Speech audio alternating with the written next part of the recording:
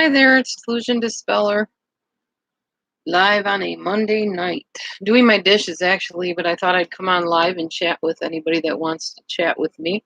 I'm gonna put up my curtain over here, so y'all don't need to stare at all that. There we go.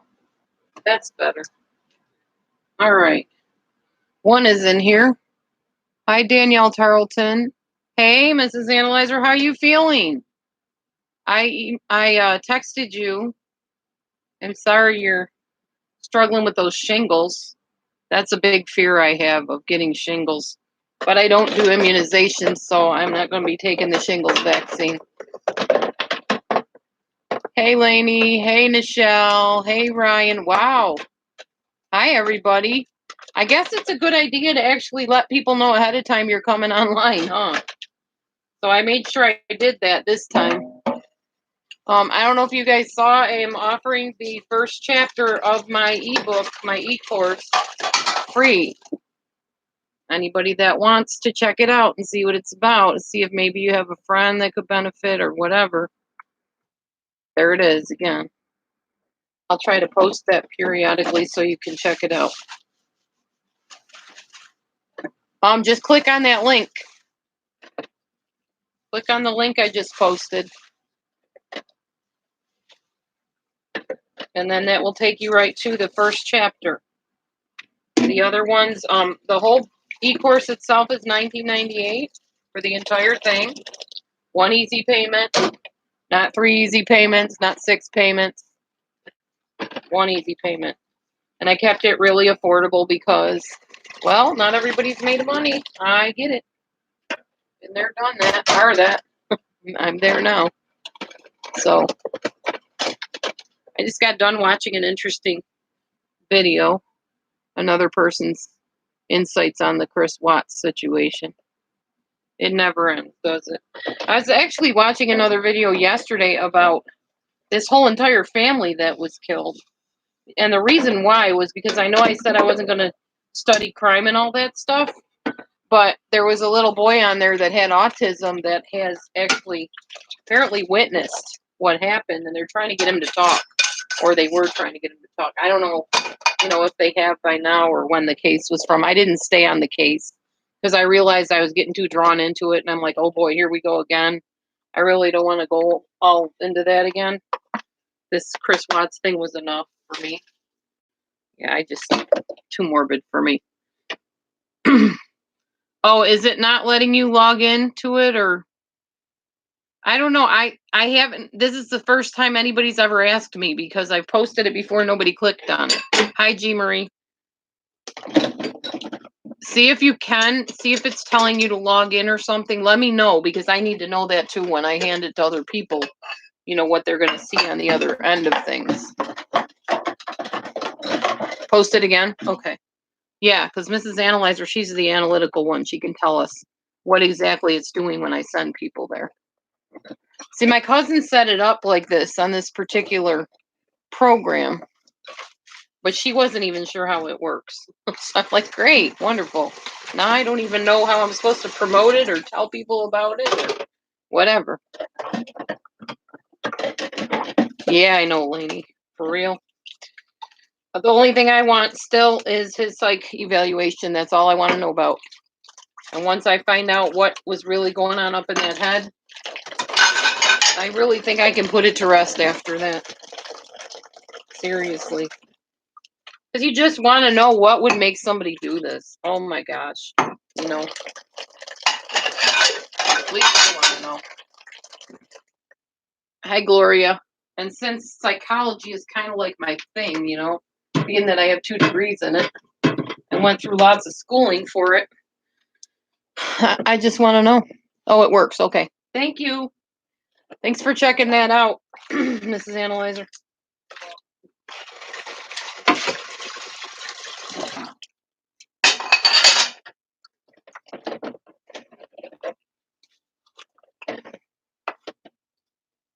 Yeah, I've heard that too, Brian.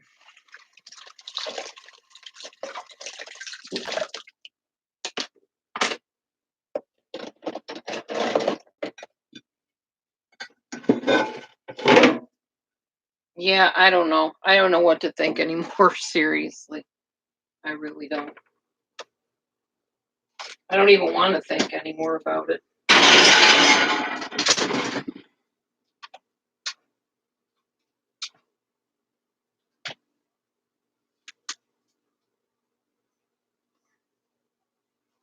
We need to find a better way to secure this stove. That tape does not last very long.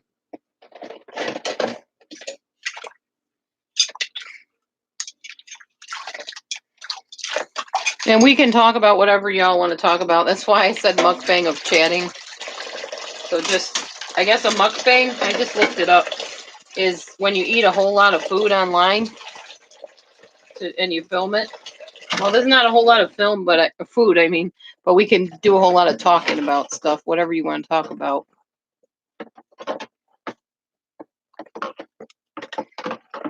Oh, never heard of it, Delaney. See, when I was in college, I had to actually write case studies. I had to make up stories and stuff. And what I actually made my case study on was as if I was sitting in an office with the lady that was the narcissist in my life, analyzing her. And I made up this whole story about how she was abused by her mother. And I can't remember the whole thing, but it turned out really well. And I got a really good grade on it. That's all I remember.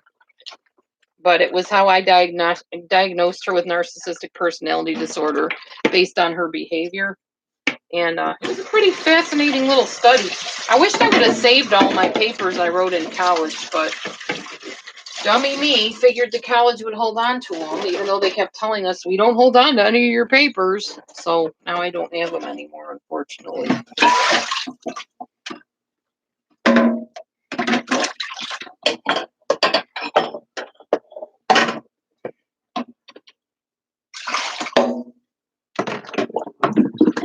Oh, okay, Lenny. I guess I'm not familiar with it. I don't really study crime a lot, so sometimes I'll happen upon a story and read it because it's kind of interesting or intriguing, like the little boy with autism, that they were trying to get to talk about the crime that happened. That kind of interested me because there's a little kid involved in it. But yeah, I really don't. I'm not very investigative when it comes to that kind of stuff. I would much rather just topically study things and share what I learned and stuff like that. Like someone wants me to do a teaching on the Jezebel spirit, which, I mean, that interests me, but that doesn't mean it's going to interest everybody because not everybody even believes there is a such thing. So I'm kind of hesitant to do that, but I guess I could and just put it on like more of my spiritual playlist on my channel. I could probably do that. I don't know. I'm not sure.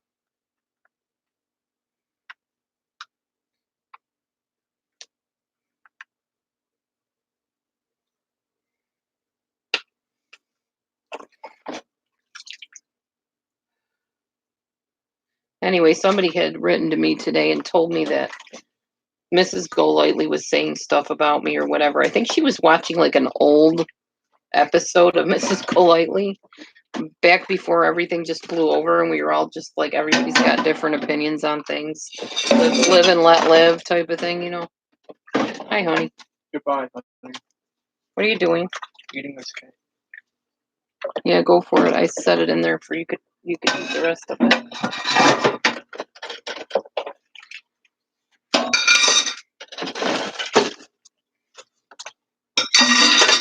Oh, hey, Linda.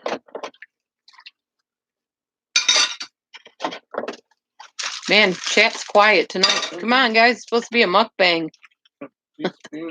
Bread? Yeah, you can put them in the fridge. Actually, no, tomatoes don't belong in the fridge necessarily. What's a mukbang? A mukbang is actually where somebody comes on and eats a whole lot of food and stuff online and films it. But I'm doing a mukbang chat. So, like, talking a whole lot. You had a 5-hour live chat last night? Ooh, wow. With who? Who, Gloria? Who did the 5 hours? Oh, cool, Ryan. I mean, if you're into that sort of thing.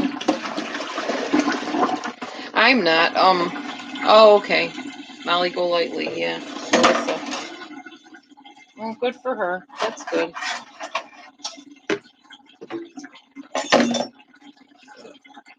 Still waiting for her to set up a side-by-side chat with me, but it hasn't happened yet, so we'll see what happens as time goes on, I guess. She's a busy woman. She doesn't need me to get her any popularity. She is popular on her own.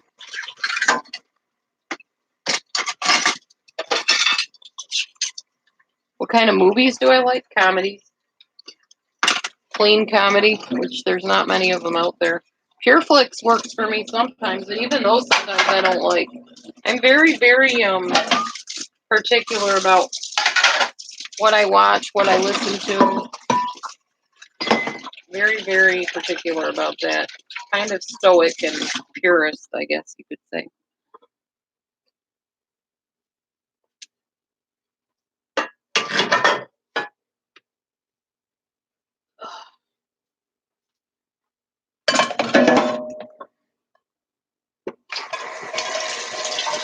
Yeah, I like there was a movie called The Fighting Temptations. I really liked that movie. It's about a guy that came to a church and kind of reformed the church and stuff. Yeah, my husband likes the classic Christmas movies, and he likes like Hallmark movies and stuff like that. Oh, enjoy, Patricia. That sounds yummy. I'm really not even into Hallmark movies, to be honest. I don't know. I'm not really much of a movie watcher anymore. I watch a couple TV shows. I like This Is Us. I like The Connors, that kind of stuff. Oh, Miracle on 34th Street. See, I've seen them so many times. It's like, how many years can you watch something before you're bored with it? For me, I'm just kind of like, enough is enough of that, you know? Yeah, I know what you're talking about. I'm really, I don't know. I also don't like repetition, so that's probably why I don't watch a lot of that stuff.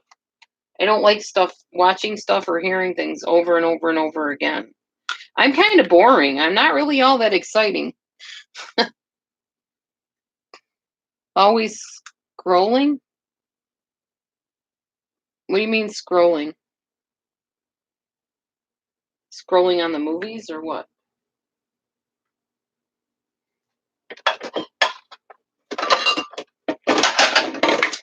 See, already we dropped down to 17 people because I'm not that interesting. I'm not Molly Golightly. Sorry for the disappointment. I'm just me. And tonight I didn't come in here with anything prepared to talk about, so it's going to kind of make me a little bit boring tonight, I think. So if we can't figure out something to talk about, then I probably will eventually just close. Oh, you're always scrolling to find YouTube videos. No, I'm not putting myself down. I'm just saying I'm not her. I'm just me. Plain old me. And I'm fine with who I am. Trust me, I'm not putting myself down. I like me, so I wouldn't be putting myself down. If you watch my other movies, sure, because I'm a movie star now. If you watch my other videos, you will see that I've told people I like myself and I'm comfortable with myself.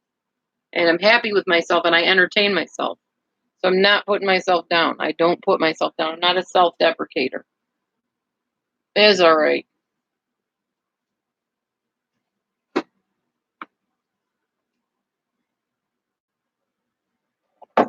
Can't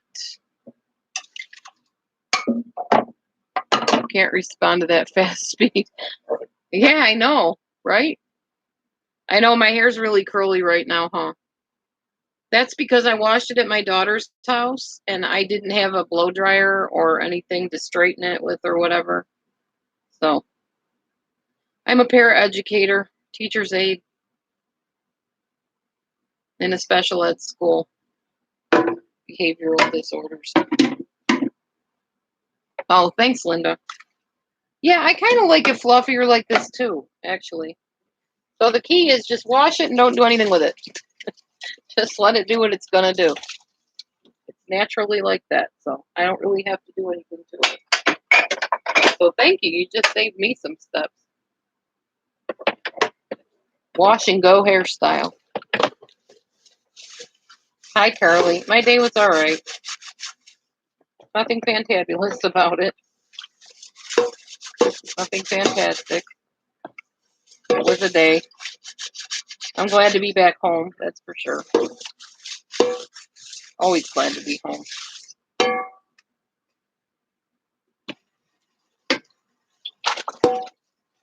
It is not snowing here, no, thank God. It's not, but it is flooded in my yard for when the snow melted.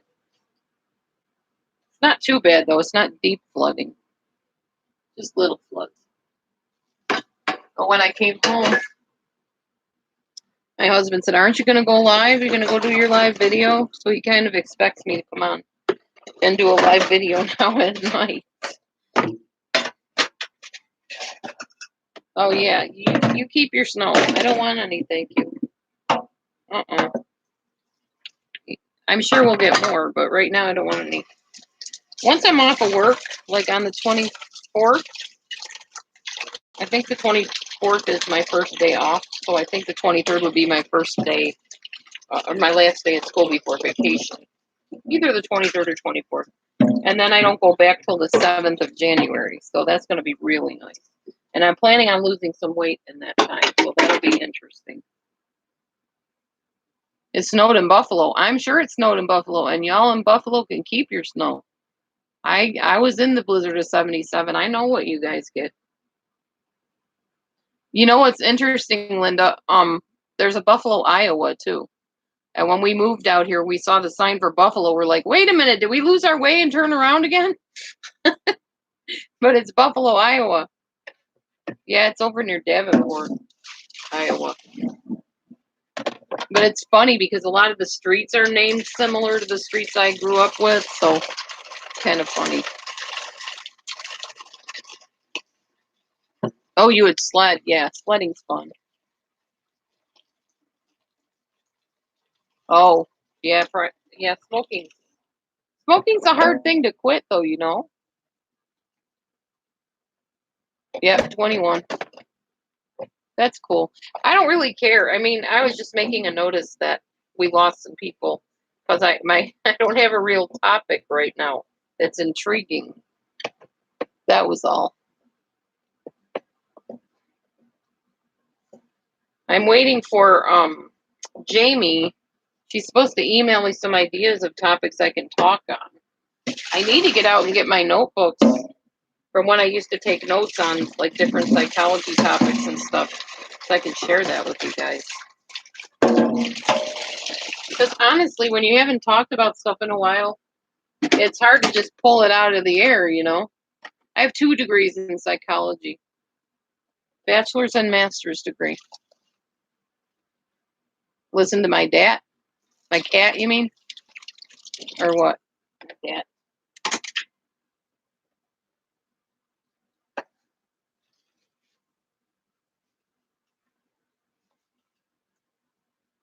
Oh, my day. Okay.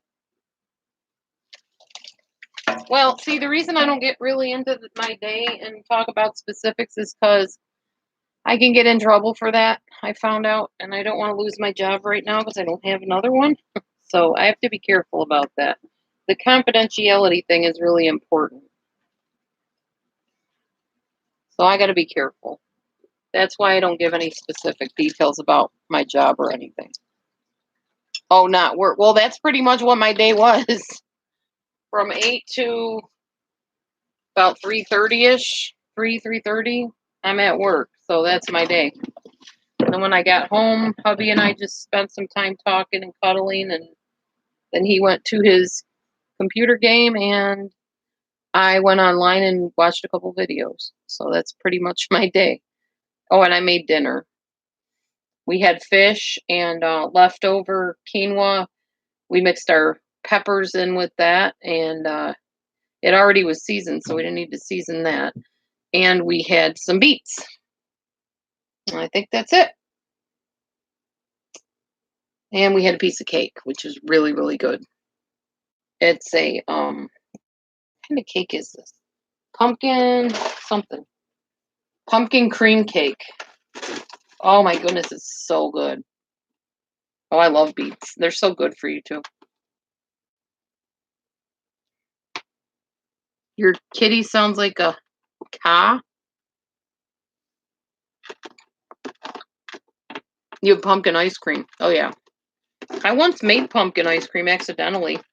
I took condensed milk and I mixed it with like pumpkin stuff in a can and added sugar to it, thinking I was making pumpkin pie, and it didn't turn out right, so I froze it and we made pumpkin ice cream out of it.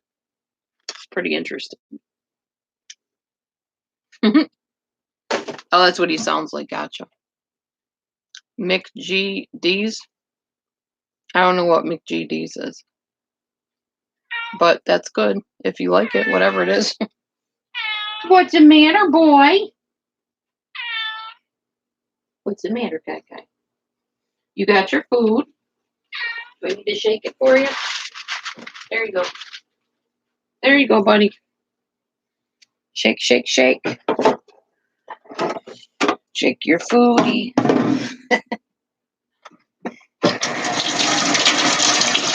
Oh, McDonald's. Okay. Cool. Well, my husband informed me we're doing our date night on Wednesday. And I guess we are going to eat in, whatever that means. Instead of eating out, we're eating in. I don't know what we're eating in, but he must have some idea. He's planning it, I guess. So I'm just going along with it. Huh? Oh, we're eating Taco Bell. You're bringing it home, you mean?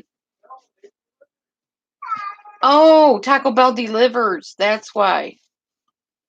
You wouldn't get fat on Taco Bell food, depending on what you eat. Or you mean McDonald's? McDonald's, you will, yeah. Supersize it. Woo. Have you seen that movie, Super Size Me? Oh my gosh. That poor man. I ached for him through the whole thing. What's the matter, boy? You want to go out? That's what it sounds like to me. Out. Out. Yeah, Taco Bell's awesome.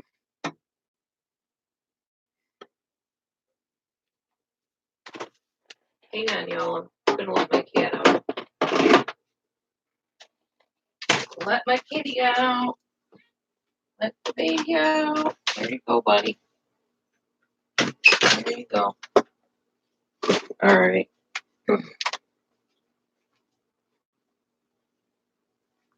Crunch Wrap. Yeah, Crunch Wrap Supreme. Yeah, those are yummy. I got to be careful because I can't handle that flour shell stuff, though. It'll make it so I can't breathe by the next day. Congests me. Gluten. Oh, and then I did talk to my daughter for a little while, too. That's another part of my day. Amber called me.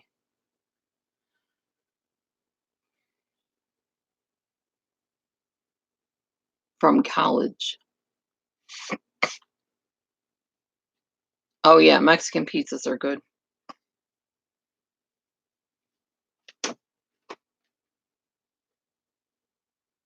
Mexican pizza.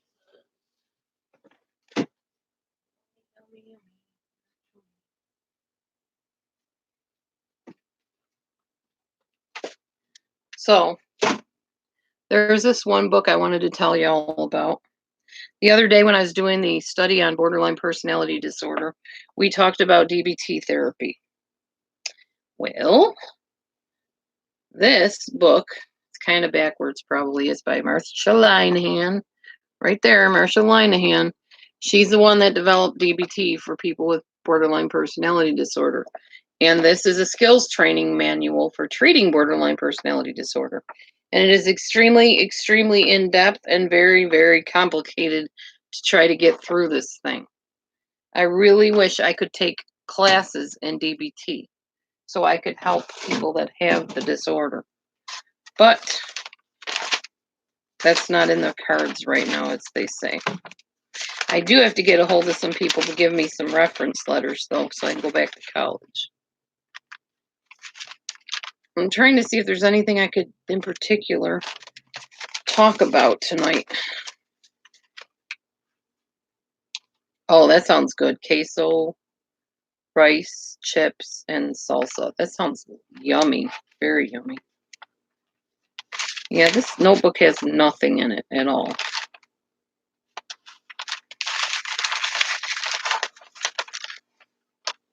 This sounds super good.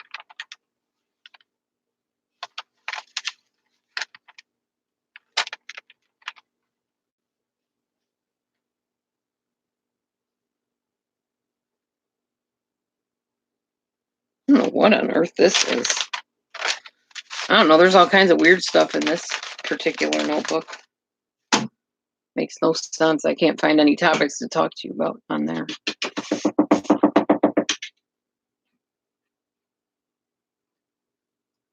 Oh, I'm not exactly sure, Candace. I have to go back on the site and look at what it's supposed to state. I haven't even sent any out yet. I just finally got the thing printed out for the application, which, you know.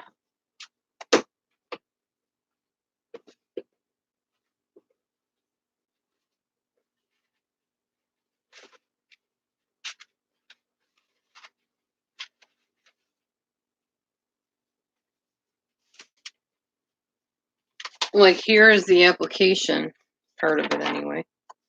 Then I had to sign all these things. Let's see. They're just telling you what it's comprised of: faculty, alumni, professionals from the community. They all have to look over and review my application materials, including references and transcripts. I verify that I've read the ACA Code of Ethics. I have to sign that.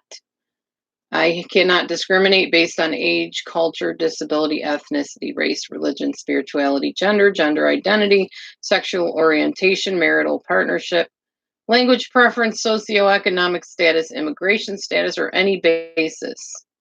And I understand that the sites that place me will require criminal background checks.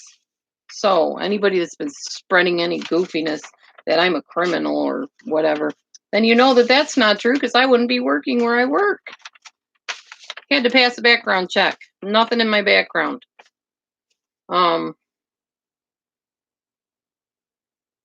then it's just something about the examinations I have to take, the counselor examination and stuff like that. And then I had to write the essay.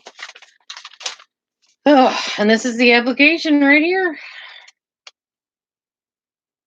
It's like a 3-page doohickey here.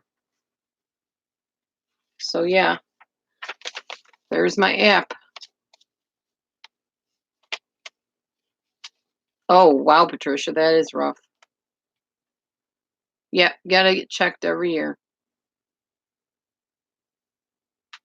I know how that is.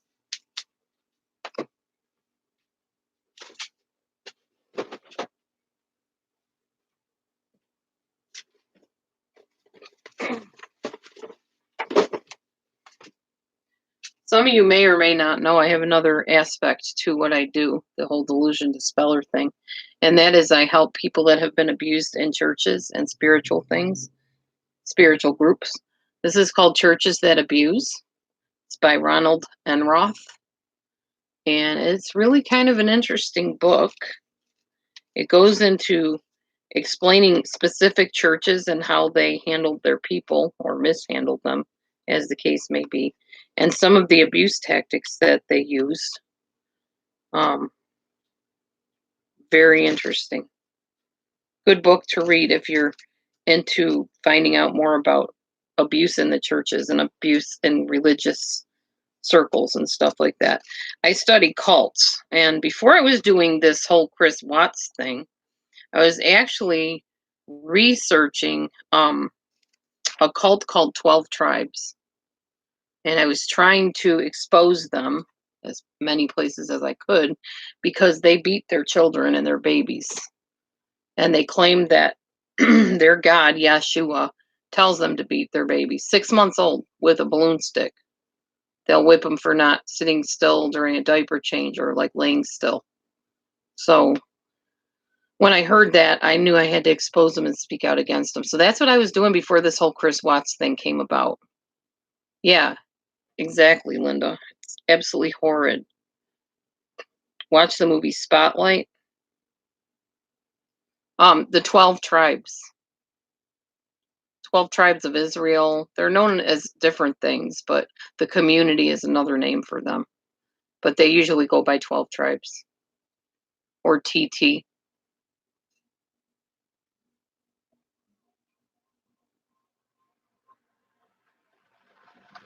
Yeah, a lot of people haven't heard of them, but you'd be surprised how rampant they really are.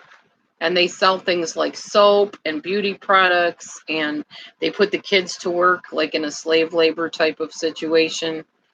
And several of us have been trying to get them shut down or at least exposed and get them investigated. And they did take the kids out of there, but they put them right back in with them.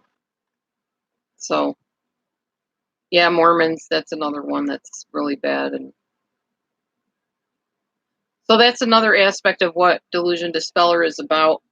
Basically, I dispel delusions. I take the falsehoods and bring about the truth to them. But see, unfortunately, because I do that, people think that I can never be wrong. You know, well, you're supposed to be the truth teller. How come you got this wrong? Or how come you said this and that wasn't the truth? I'm not God. I don't know all the answers. I just give my view based on what I know about anything. And yeah, I can be wrong, and I have no problem admitting when I'm wrong. Everybody can be wrong. None of us are perfect. Did anybody hear if Christopher Watts's behavior analysis, or not behavior analysis, his psychological analysis evaluation has come out yet? Have we heard any new news about that whole situation? Miss Mensa has another video out, which is really kind of thought provoking for me. I don't know. I'm really not settled on a lot of things right now. I'm not going to get into details on that, but I just have so many things up in the air right now that I want to know more about. Yeah, I don't either. I don't see anything new. But they said something could come out tonight, I guess, on the whole psychological evaluation, but it might take a while. Who knows? I would like to know more. I really, really would. This inquiring mind really wants to know, what on earth were you thinking, dude? What on earth was going up there all along? Not just the murder, but all along.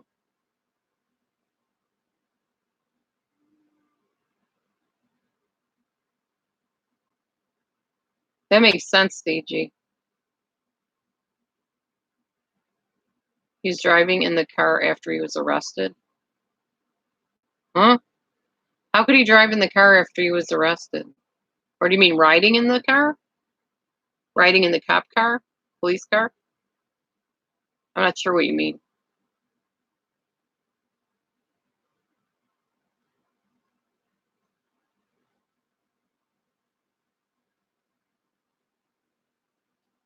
Hey, Mrs. Analyzer, I got a question for you.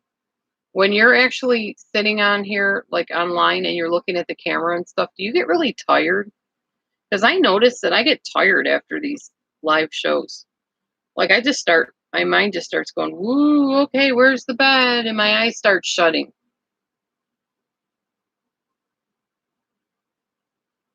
I did see the body cam in the house. And somebody had said the house looks unlived, and some people are saying that it could have been a hoax. I don't know if I believe that. I mean, I would love for it to have been a hoax, to know that somewhere in this world those people are still alive. That'd be wonderful. Then maybe you could ask them some questions about things, or maybe give them some advice. Yeah, I heard about that too, Delaney. Yeah, because I'm trying to read everything. It's probably tiring out my eyes. Good point, Linda. Totally makes sense.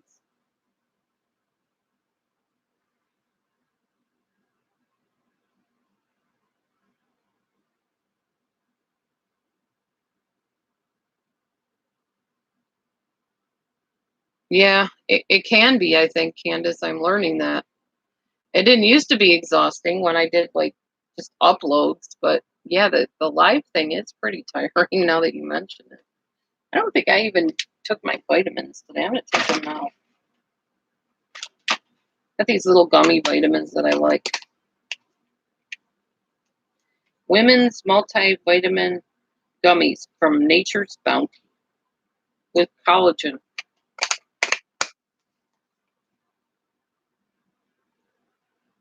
Hopefully it's a pure source of collagen.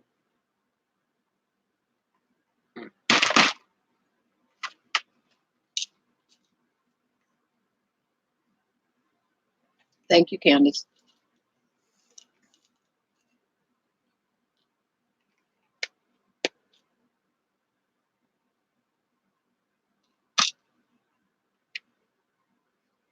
Well, Linda, we don't want to go there because people have already settled in their mind that he did all of it.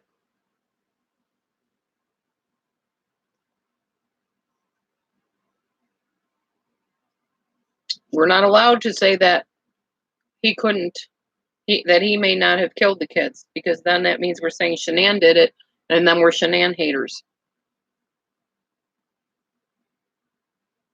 But I do know there is a handful of people that still believe that could be a possibility. And then there's another handful that believes it's all made up and it's a hoax and that they had crisis actors and that none of it ever happened.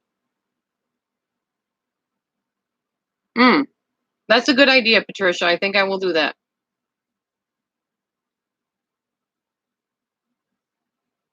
Oh, no. It's not about it being my channel or not. It's about every time I have ever said that, I get basically interrogated by the powers that be. And then I'm called a Chris Watts fan club member, which I am by no means.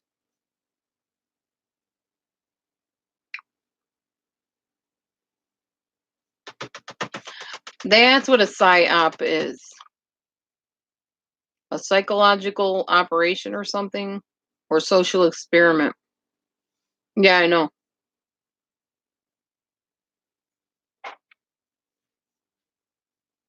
Oh, I don't know about Escape from Dannemora. That doesn't really sound like anything I would be interested in.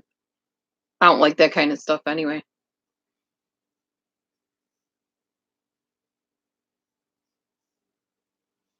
I don't know. I just like spending my time doing enjoyable things.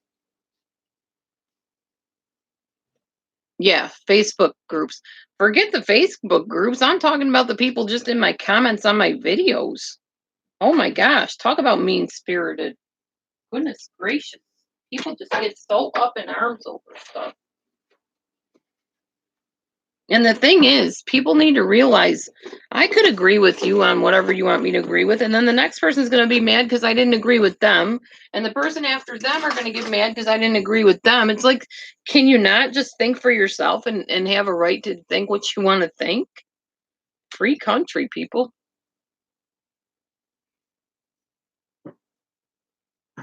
Yeah, I heard that they planted the seed and the idea in Chris's head, which makes me still wonder about the autism thing. Because if he's that impressionable, he's obviously, come on, okay, I am going to say this. Let's be real. A grown man, no, I'm not mad, a grown man that's in his 30s and is neurotypical, a normal minded man, has a backbone and knows what he wants to say. He doesn't just lean to somebody's suggestion and, oh, yeah, that sounds good. I think I'll say that. Which is why I say, regardless of who killed who or who done what, who done it, he is definitely socially awkward. He's definitely easily led and misled.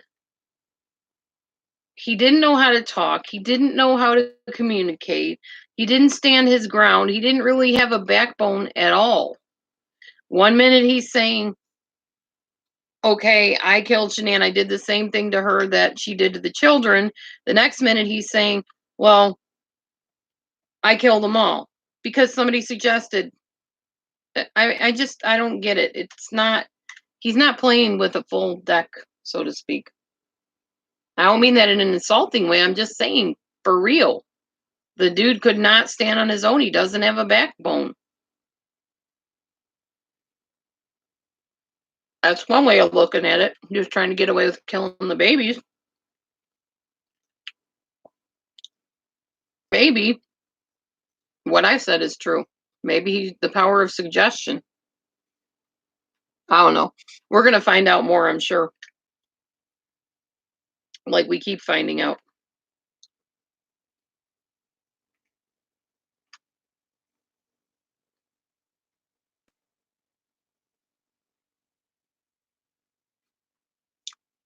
You know what I look at it? And this is why there's danger in courts and all that stuff. Everybody involved in this case is a human being and can make mistakes. Even equipment can make mistakes. I'm not saying it did. I'm not saying that that's the case. I'm just saying there is no perfection other than God Almighty that I know of that is foolproof and fail-proof.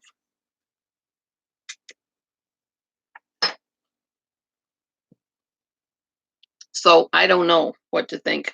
What I do know to think is that there are people dead, as far as we know, unless it's a hoax. I'm pretty sure they're dead.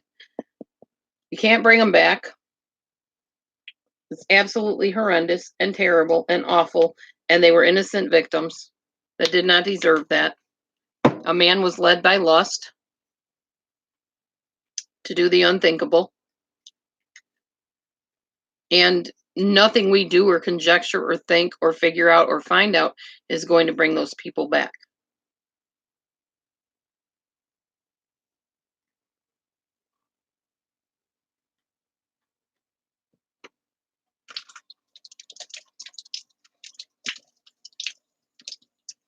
So, and anything we say at this point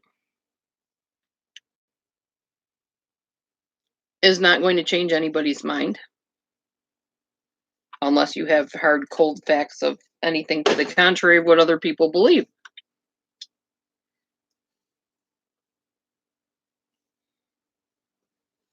I guess the fact is, murders happen every day.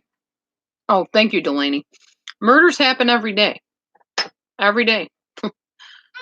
Every day, all hours of the day, every second of the day, every minute of the day, pretty much. And we could get consumed in every single thing that comes down the pike.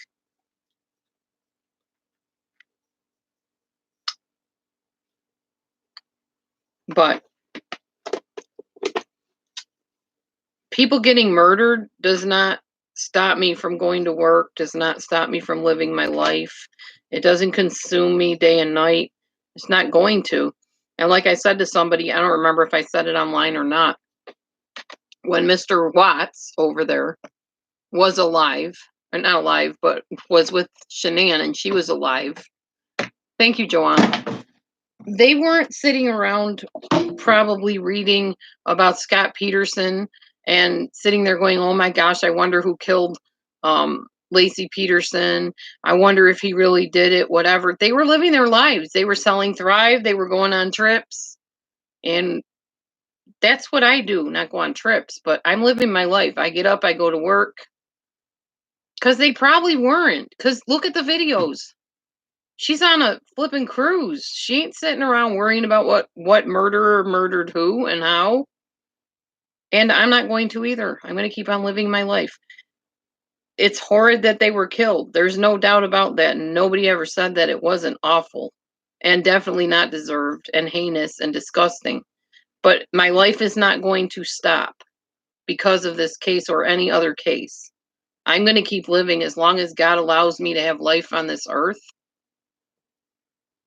But yes, I do want to know what his diagnosis is.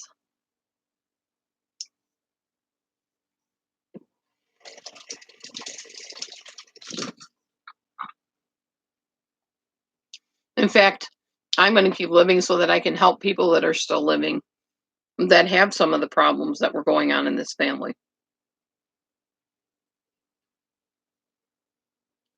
No, I said Shanann and Chris were on a cruise.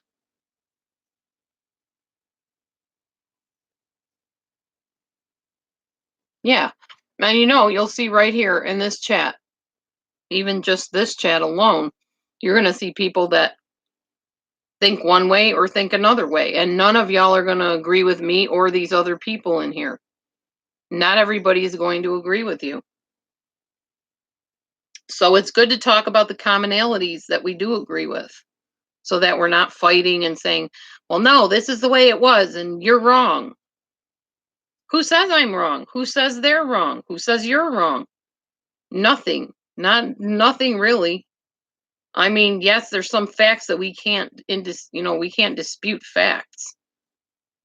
But what about just on the freak chance that the people, I was just going to say that, New York City urbanista, the freak chance, and I mean it's a very slim chance that this could be a social experiment. What if they're right and you find out all this stuff was a bunch of made up baloney? Then what? Should we attack you because, oh, you're stupid or you're dumb because you thought all this stuff? Boy, you're really deceptive, or not deceptive, but you're really easily deceived. No.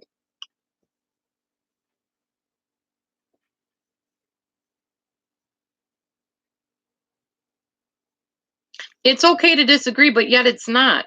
Really. It's really not. Not on YouTube, apparently.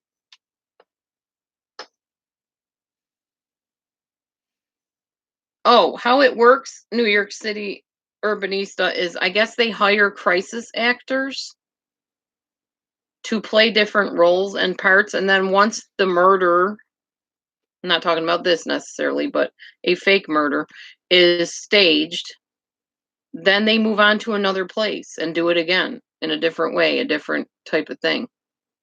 Some of them do leave the country, I guess. They go all over and do this. Yeah, there's so many theories to consider. Exactly, Joanna. But it's scary to consider any theory that goes against somebody else. And the problem is, this is YouTube, and you're always going to be going against everybody else. Because if I say one thing, there's going to be 10 more people that are chewing me up and spitting me out saying, no, it can't be that way. Because what about this evidence? What about what the paper said? Well, another 5 people could read the papers and get something else out of it. Believe me, I'm in conversations with people on the phone over this thing, and we don't agree. So there's no point in, you know, debating it. It is what it is, whatever that is. Whatever it is.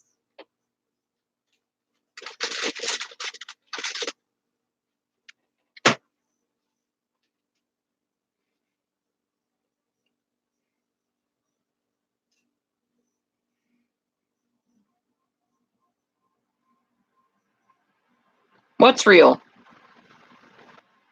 Oh yeah, crisis actors pretending and acting out murders. It sure is real. Mm-hmm.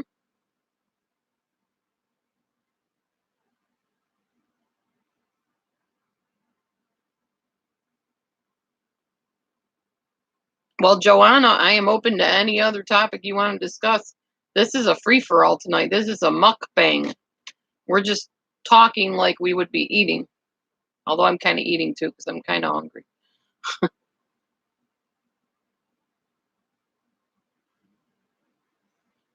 Critical thought is important, yes.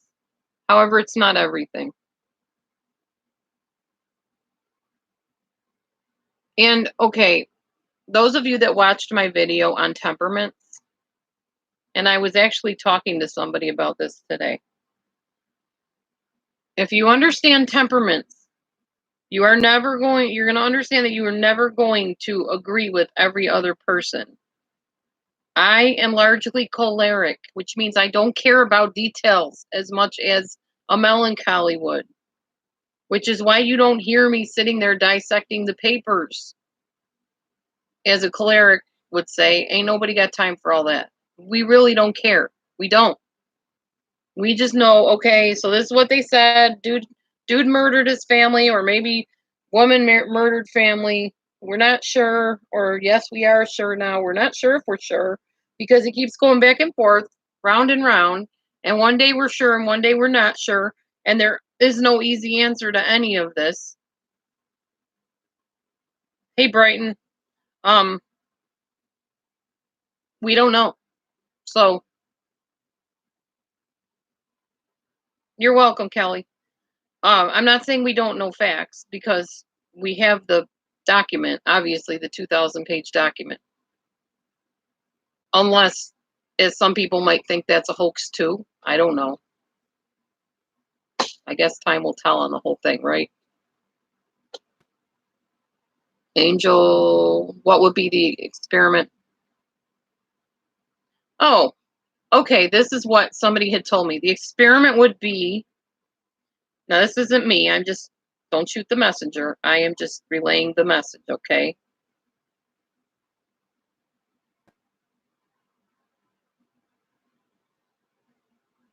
Okay. Thank you, Sandra. I kind of see that too. All right. Anyways, so what could be the experiment? I'm not saying this is what they're doing, so don't go running around YouTube telling them, Dee Dee said this is what's happening. No, this wasn't even from my mouth. This was from somebody else, okay? Not giving names. They said, what if there was a social experiment done to find out how women of all walks of life reacted when they saw another woman doing what Shanann was doing, and then to find out that she was killed? How would women that were, say, they had a nice house and beautiful furniture and were living on the Ritz or whatever, or maybe a woman that was spending beyond her means, or just a plain old housewife? The social experiment would be to watch the reaction based on the comments, based on the videos on YouTube, on Facebook, on Twitter, on Instagram, whatever, wherever people talk. That would be the experiment. That was this woman's thought anyway. Hey, trolls.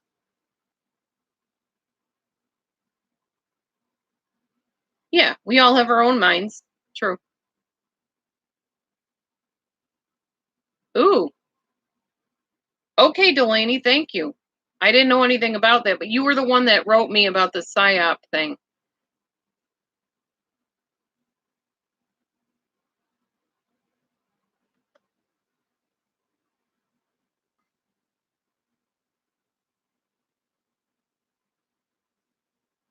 No problem, Joanna.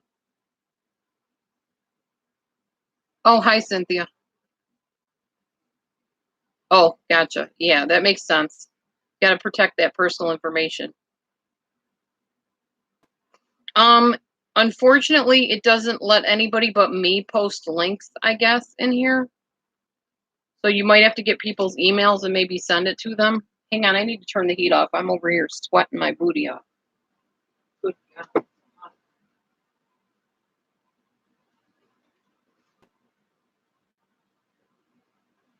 Yeah, I can breathe. Ouch. Need some water.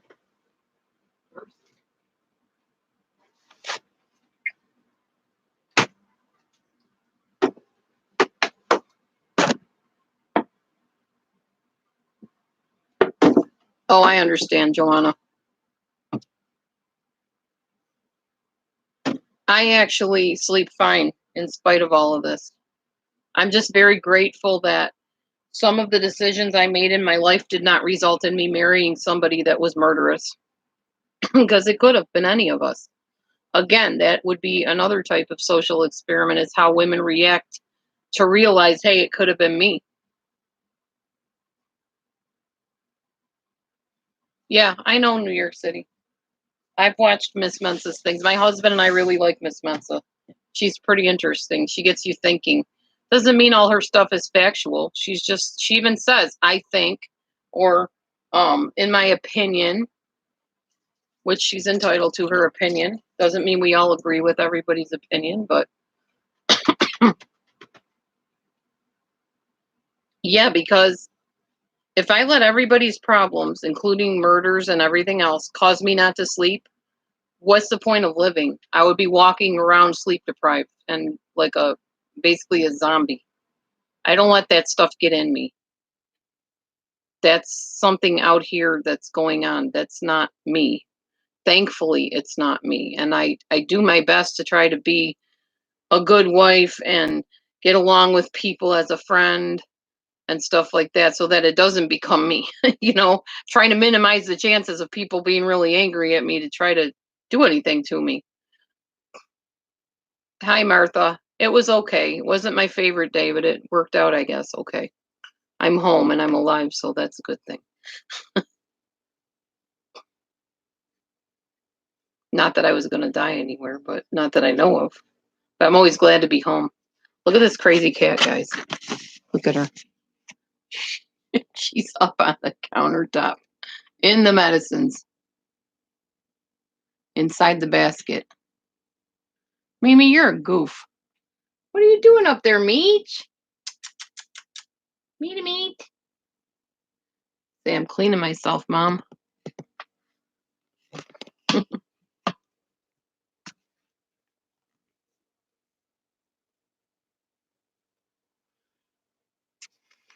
See, I think what interests me is I like biographies. I like to learn about people's lives.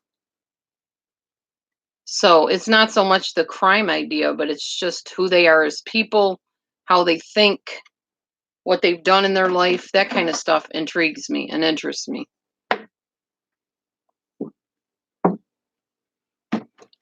Oh, I got you, Joanna. Well, that's when you set a boundary and say, I'm only going to watch these until, say, 9 o'clock. Then I'm turning off the screen and going to go do something else. That's what you do for that. Oh, you haven't unsubscribed yet? You mean to me or to Mensa?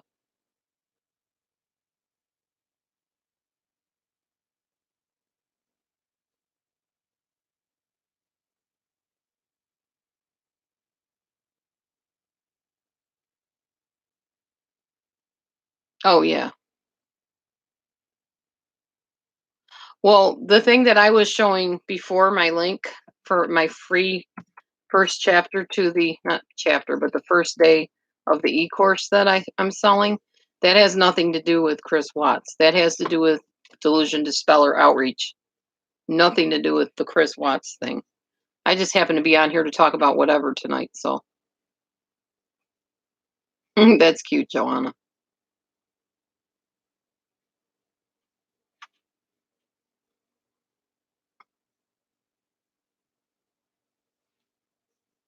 But I don't know.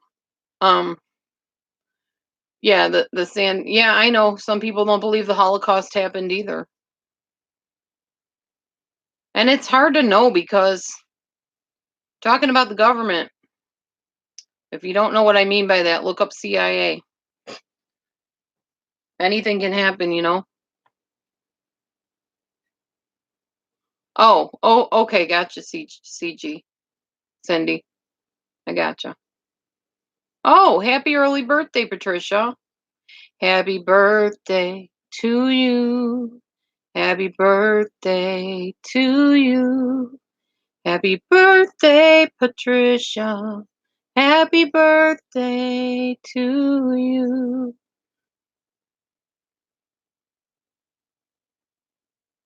Sandy Hook, the Sandy Hook hoax. I've seen lots of videos on that.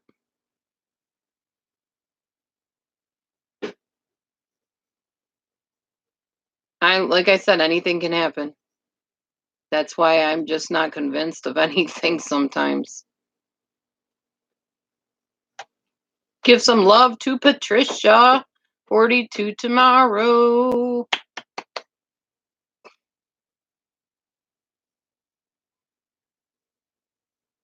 I remember when I worked for Ryan's Steakhouse, we used to sing happy birthday songs to kids and people at the tables. We'd come over with party horns and stuff and sing goofy party songs. It's cute. And everybody hated doing it because they're like bussing tables and they're like, okay, let's go.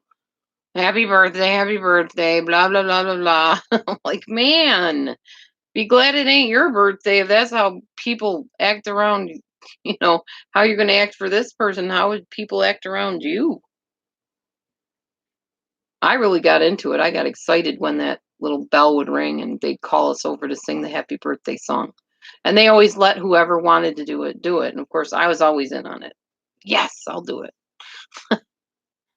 They're like, go ahead, Laura Beth, you go do it. You like this stuff. We're busy bussing tables. We're busy serving people.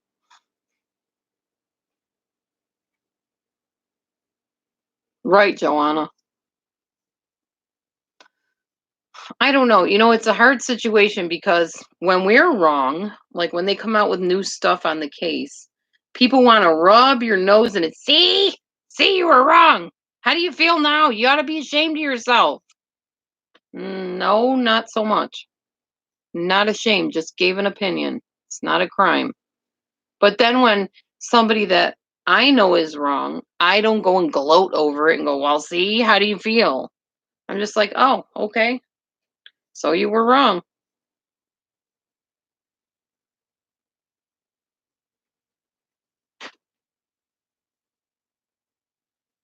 Well, that's what people think, I guess, New York City urbanista. Yeah, the I told you so type of thing. Like Reba says, it's like there's teams. Your team lost, mine won. It's not about teams. There's people that are murdered and dead right now. It's about how can we prevent this from happening again? And let's find out what mindset somebody is that does this kind of stuff. Well, unless it's the 1% chance of the hoax going on. I really don't think this one is a hoax. I wish it was. I wish a few months from now we hear that Shanann moved out to Europe or something and left Chris and we didn't know about it and she took the kids with her and is living happily ever after, thriving somewhere. That'd be great if that was the case. That would be wonderful. Because none of this stuff should have ever happened, ever. Somebody should have seen the warning signs and said something or done something. It's just so sad. It's so heartbreaking. It's so awful that, yeah, you'd want it to be a hoax.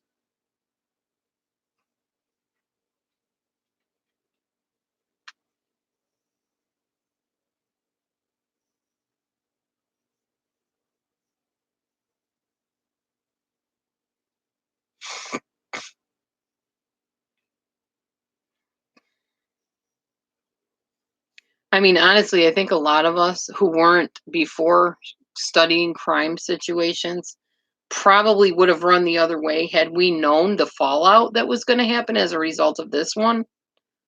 I would have never gotten involved in it, that's for sure.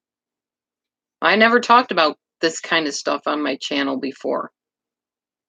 I kind of like did movie reviews based on personality disorders and stuff like that, but never have I gone into something where it turned out that the person got murdered.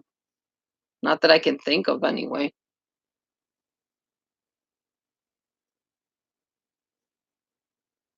No, I know, Candace. I agree.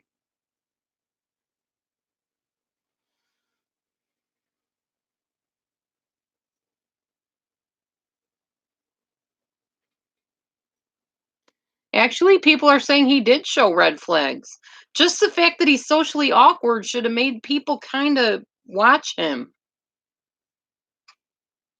You know, this is no dissing on anybody that has autism or Asperger's at all, because I know people that have autism and Asperger's. But those people are watched, okay? They really are. Because people know that they don't connect dots very well, like logical dots.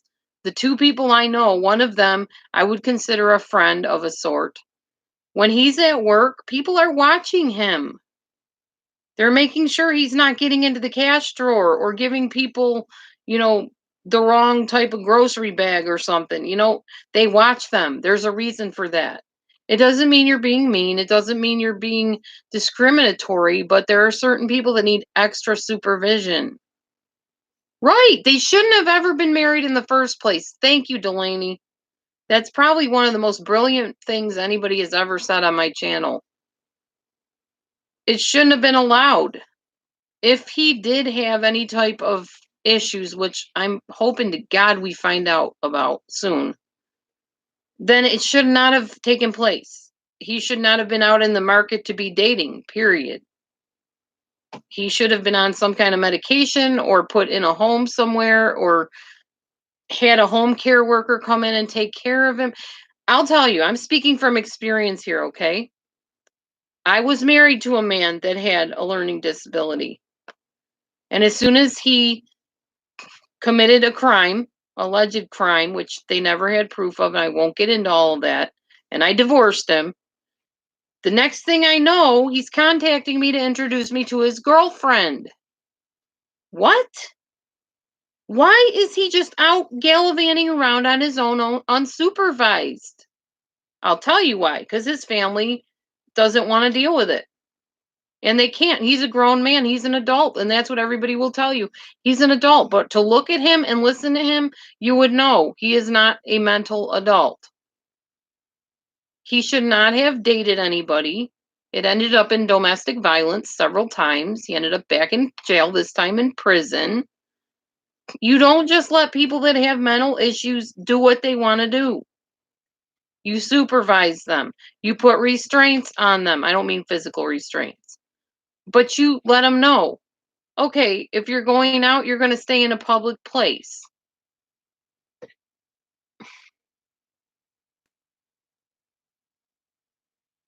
Oh, gotcha, Mrs. Analyzer. Good. Yeah, the neighbors heard them screaming at each other. I can't tell you how many times I have stepped in when I heard stuff or saw stuff going on at my neighbor's house around me in different places that I've lived. I have no trouble reporting garbage if I hear it. None.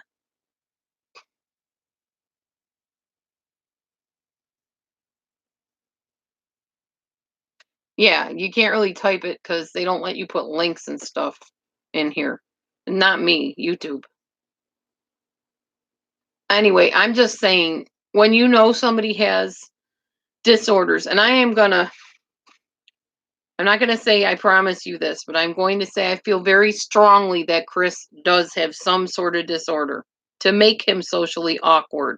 Usually, when somebody says someone's socially awkward, from my experience, that means autistic, avoidant, something, some kind of disorder. And I'm almost positive that he has something. Because a grown 30-something-year-old man does not act like that man does. They don't talk like he does. They don't look like he does. They don't smile when they're talking about horrendous crimes. Um, he could also be so psychopathic, but I think there's more to it than just that. And because I married for and lived with for 3 years, 3.5 years, whatever it was, 2.5 years, my ex-husband, who was learning disabled, probably pretty narcissistic, I can tell you from personal experience, he couldn't dot his I's and cross his T's. He needed to be supervised. He had a home care worker. And then I moved in with him, try to get to know him, really was not dating him. And I was taking care of his meds for him. And his sister said, "Hey, I got an idea. Right now, I'm his home care worker, but you've practiced home health care. You've worked for home care agencies. How about you start giving him his medicine and I'll hand the money over to you? So we'll just transfer the case to you." So I did that for almost a year. And I can tell you, the dude had some major issues. He used to tell people he was part of the, what's it called, Border Patrol, and that he dragged Mexicans behind his cars to their death. That was the first thing he told my family when he met them. My daughter didn't want anything to do with him. She didn't want him around her little baby daughter. Can't blame her. But that is how these people's minds work, and they need to be supervised. Do not let them marry. That's my theory.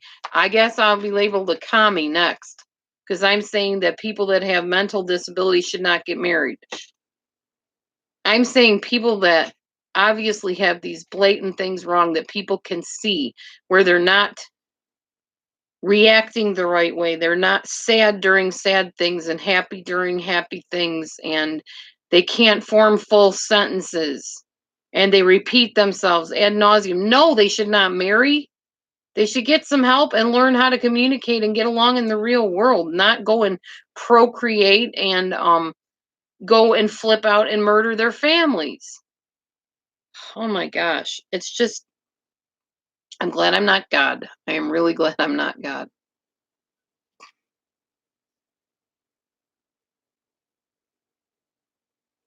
Conspiracy theories.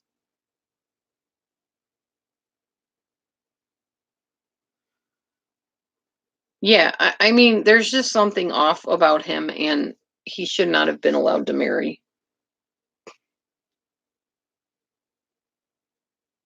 And whether or not, and here's the problem: when someone is an adult, you can't really stop them from doing what they want. I was just, I'm talking idealistic. That is one of my traits, by the way. I am an idealist.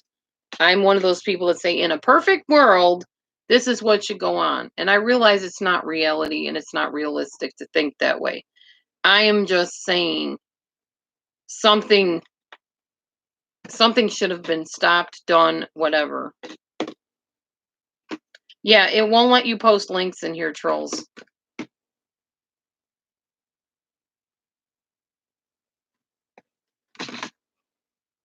And I think that's the biggest problem I have, because people that have disorders, they don't want to be stigmatized. There's got to be a balance there somewhere. Don't stigmatize, like, don't be mean to people, but definitely give them the extra help and supervision that they need. Don't assume just because, they're 33 years old that they think like a 33-year-old. If you know otherwise, that they have a disorder or they have something that should be looked into, then don't give them free leeway to just do what they want. And that's where the line gets crossed, the ethical line. You can't force an adult not to date or not to marry. It's sad, but it's true. And I can tell you, from being the one very similar to Shanann, I had to make a lot of the decisions for my second ex-husband when we were married, because he's learning disabled, because he thought it was more important to buy band equipment than to pay bills. I had to take over the bank account. I had to tell him, look, you can't just go out all hours of the night and play around with your band when you have a doctor appointment the next morning you need to be awake for. I mean, just logical things he didn't get. Convicted for his crimes, he spent 9 months in jail. And then they threw it out and said they didn't have enough evidence.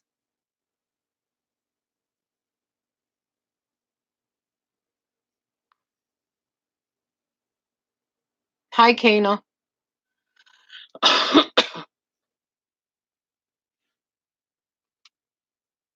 I don't know.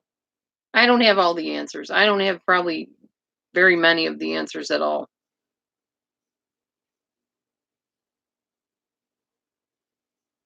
Right, Joanna.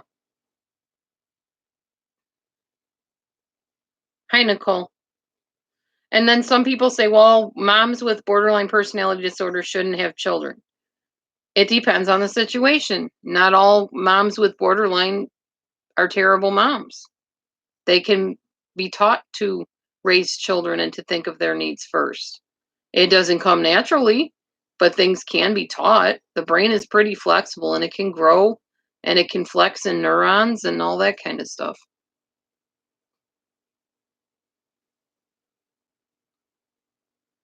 Yeah, true, New York City. Good point.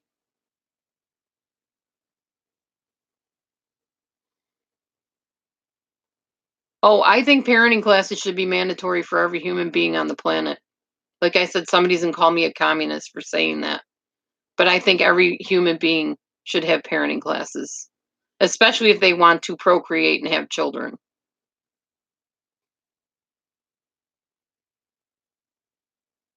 Hi, Molly. Good evening.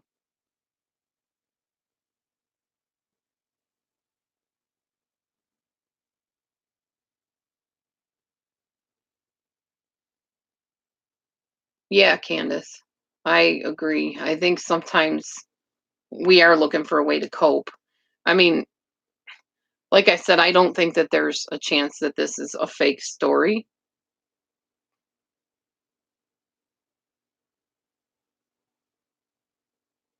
Yeah, true, Carly. That happens too. Oh, wow. A fire? In the California fire, you mean? New York City?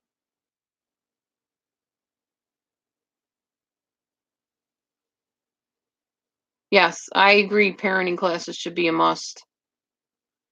I also agree that classes when you get a divorce where the parents are taught not to turn the children against the other parent should be a must.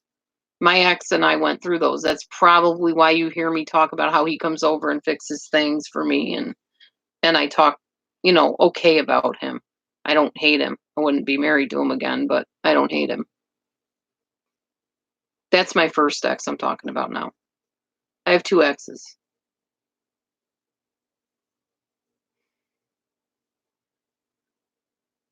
Yeah, it was kind of rough, CG. It was.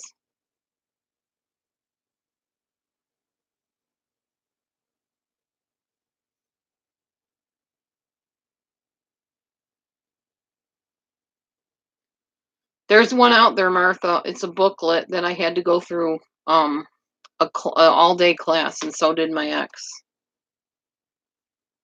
I can't remember what it's called though. That's good, Martha.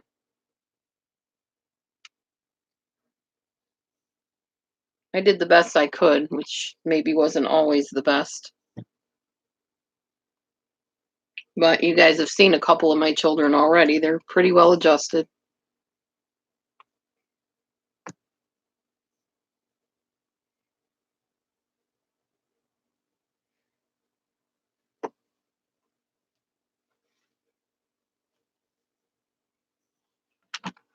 I know, Carly.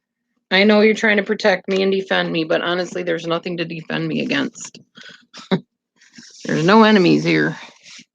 Trying to move over to the other room so I can sit down because my legs are falling asleep. At least my one leg is. I think I have neuropathy in my right leg or something. Okay. This plugged in. Sorry, I'm jumping around here and probably making y'all dizzy a little bit. I don't mean to. Just trying to adjust things. Hang on a second.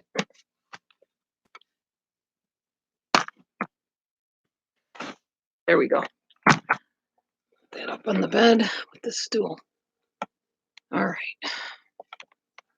Controlled demolition. I'm not sure what that means.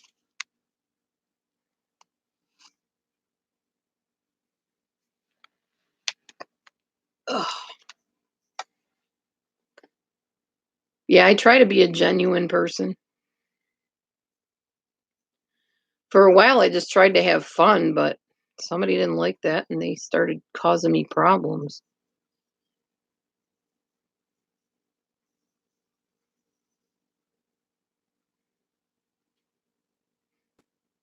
Well, thank you, Carly.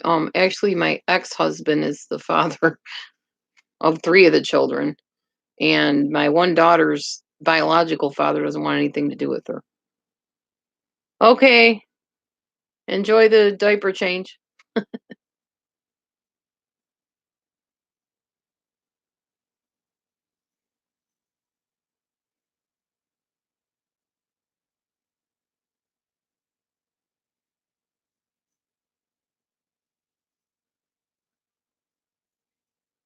Well, and Captain John Smith also did not discover, what was it, Virginia? Or Jamestown, I think. I actually had a friend whose great great great grandfather or whoever actually discovered Jamestown, but it wasn't put in the history books.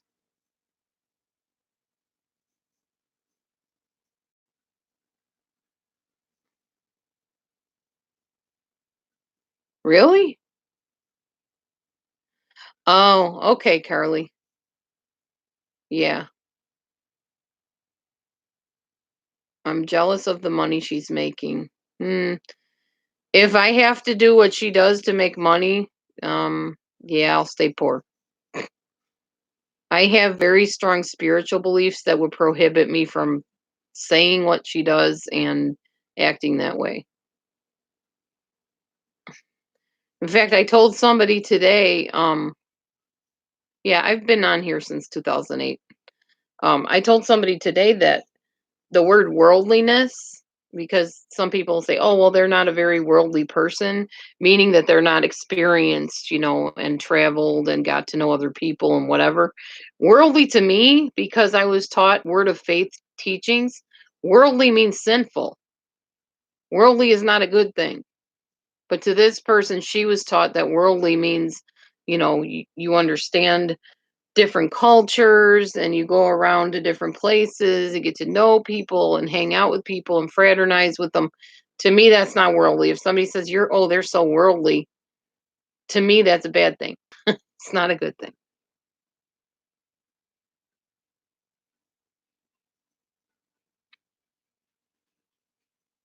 Oh my goodness. Well, if that other YouTuber ever decides to do a side by side collab with me, you might not want to watch it if you don't like her. Because eventually I'm hoping she will. I don't even know what we're going to be talking about. Because, like she said, we may both be life coaches of a certain kind, but we don't have a lot in common. I don't do my YouTubes like she does. And I definitely have never been on certain shows that she's been on. And I don't have a gorgeous house like she has and all the stuff she has. That's not me. That's not my lifestyle. That's not my reality. So I don't know. Maybe she'll come up with an idea of something we could talk about. Oh, I'm sure they will. I'm sure they will pick me apart into little tiny mincemeat. That's okay. That's all right. They'll see that I don't fight back because I'm not a fighter. I'm not a debater. And if people start shouting questions at me or whatever, um, I'll just I'll shut down. I won't really, respond to that. Oh, yeah. So I don't know. I mean, I figured that if I go on her channel or I go in a side by side collab with her, then yeah, I'll probably be the laughing stock. I don't know if she'll pick me apart if I'm like collabing with her. I have no idea.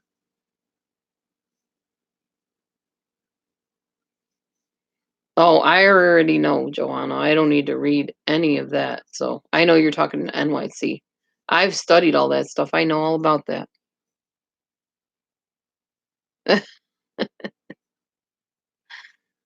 It's fine, Carly. Put your weapons away, girl. I'm all right. I do appreciate you though. I appreciate all my bodyguards and my bulldogs, my watchdogs. Yeah, I'm not too worried about it, Patricia, honestly. I really do want to do a collab with somebody, but trying to get somebody to do it with me has been like pulling teeth from a camel. And now poor Mrs. Analyzer here is down and out and she can't do it with me, so kind of on my own for now, I guess. You hate the drama, just want to be entertained. Well, there's channels for entertainment too. I don't know how entertaining I'm being tonight. I'm just talking, so other than singing happy birthday, I don't know how entertaining that was. Oh my goodness.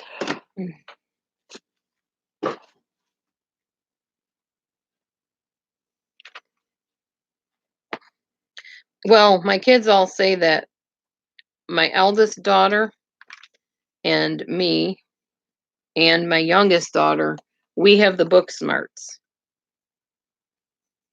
And then the two middle daughters have the common sense smarts.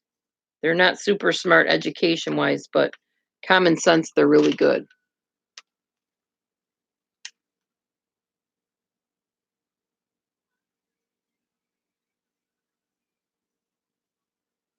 Carly, I think the video you're talking about, I don't know if you're talking about a video that was on last night, but there was a video she did where she did say something about me wanting her money. She was drunk. So I figure that was the alcohol talking.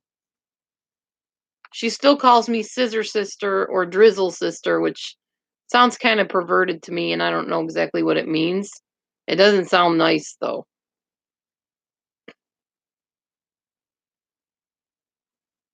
I want to talk to you guys about something though that's kind of interesting here, off the topic somewhat. Yeah, I figured that. She's just being silly. There's different places you can be in a family. There's called the hero, the scapegoat, the lost child, the mascot, and the enabler. Let's talk about that just for something to talk about, okay? So if you're a hero child, oh yeah, I know, Joanna. I figured that. And I'm not one. And that's not anything I would even consider. Yeah, no, I know. The hero child is the caretaker in the family of the sisters and the brothers. They're like little parents. They're old before their time a lot of times, and they get a lot of attention from coaches and teachers. The scapegoat's the next one. They're blamed for the family's problems and they get attention by getting into trouble.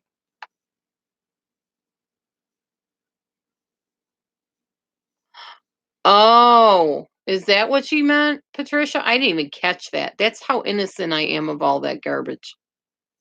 That is so not me. That used to be me. I used to be very much into that weird stuff. I'm not little Miss Innocent that never learned anything of those kind of ways. I was not that, but I did, we'll say, sow my wild oats in the wrong ways. And I'm not proud of it. And I wish I never had, but I made lots of mistakes in my past.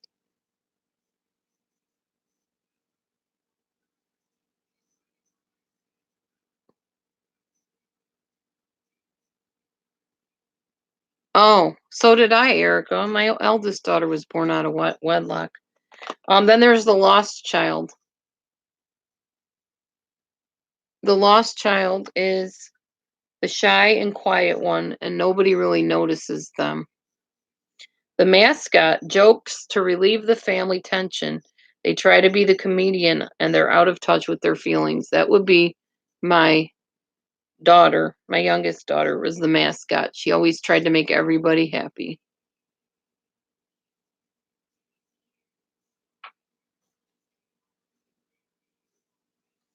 Enabler makes excuses for the addict and cleans up the addict's messes. No, you didn't offend anybody, Joanna. It's fine. We're just chatting. Nobody's offended. Everybody's cool.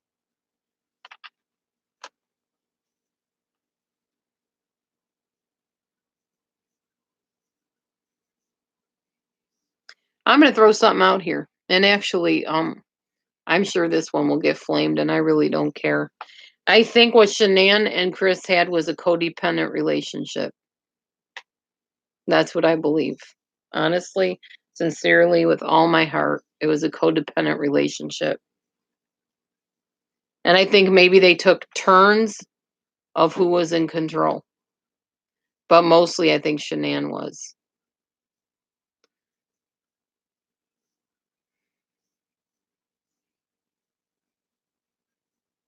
That's fine, Joanna. No big deal. Codependents lack objectivity. They don't see things in a clear way. They see things, warped, kind of. Don't you listen what I say to you. She will not, has no interest in you. Uh, Stop it. No, you won't. What are you saying? No, you won't, Molly?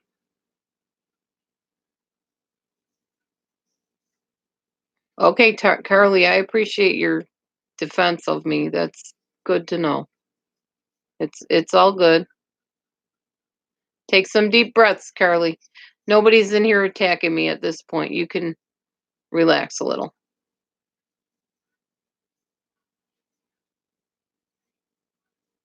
Okay. Um, People that have codependency have a warped sense of responsibility. They're unsure of what duties are theirs or other people's, and alternately invade the space of others, manipulate, and also alternate with allowing others to invade their space and manipulate them.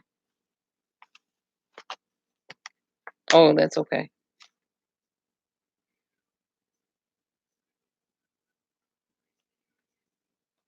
Ugh. Carly, it's gonna be okay, girl. Relax. It's all right.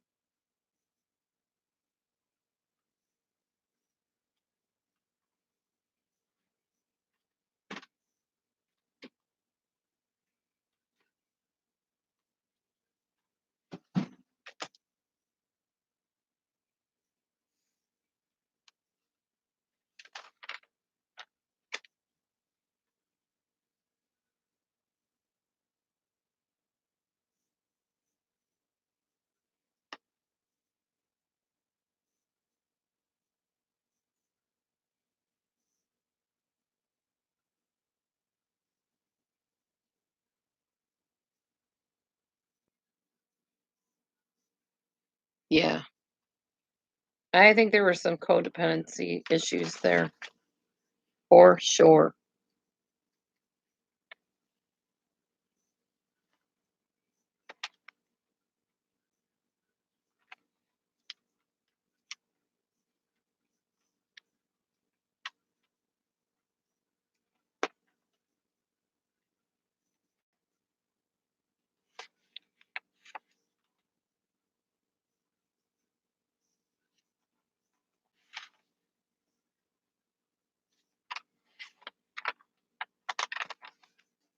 I think I already gave my answer on that one, New York City. Urbanista.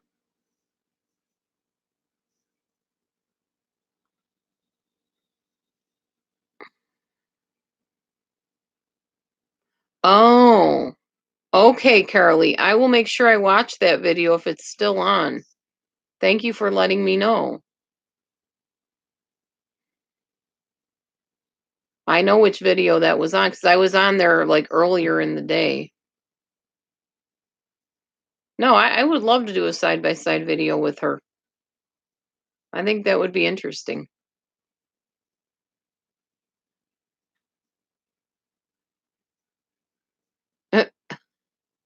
It's fine. No biggie. She can think what she wants. And I've actually talked privately in email with Mrs. Golightly, so we're cool. Just relax. It's all right.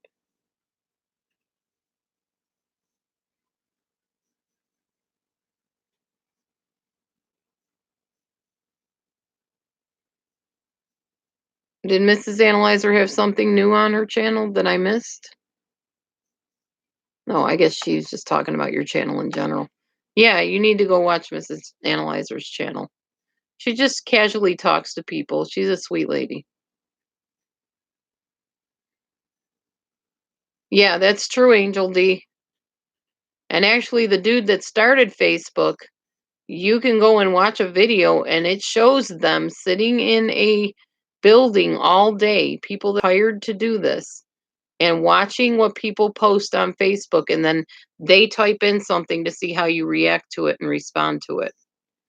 There are people literally hired to do this all day long, many times of the day. They were hired by that dude that started Facebook, who also is autistic, by the way, in case anybody wants to know.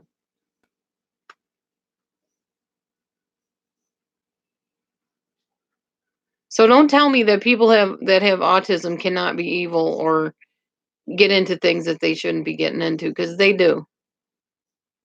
They don't really have that sense of empathy, some of them, that they should have.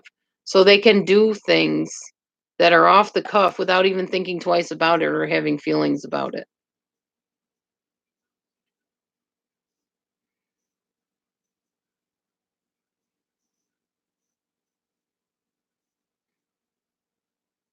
What is that guy's name that, honey, do you remember the name of the guy that started Facebook? Mark Zuckerberg. Yeah. Mark Zuckerberg. That is what his name is. Carly, you need to calm down just a little bit.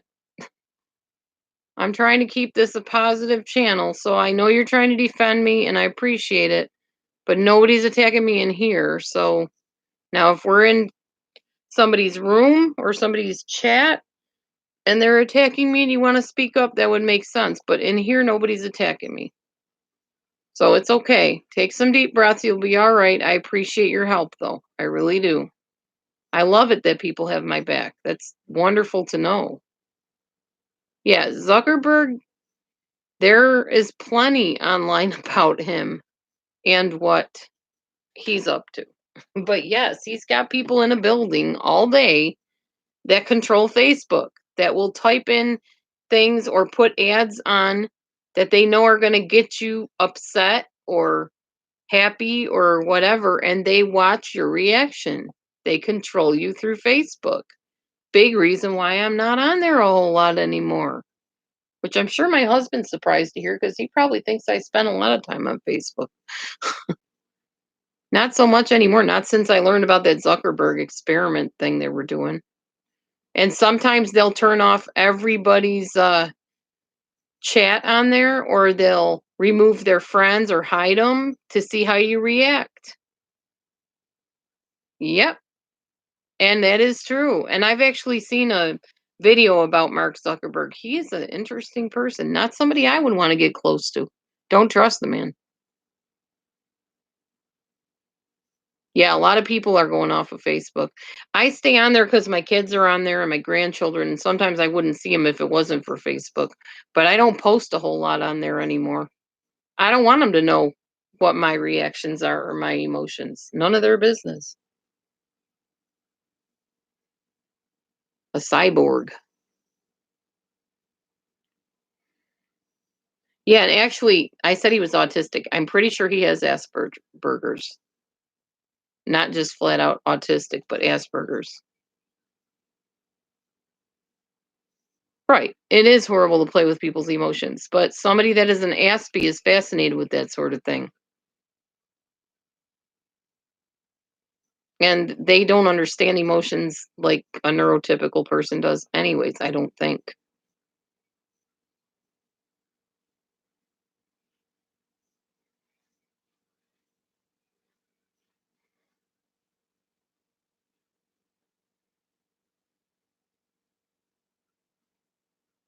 I wouldn't say everybody on Facebook is fake. I'm on there and I'm not fake.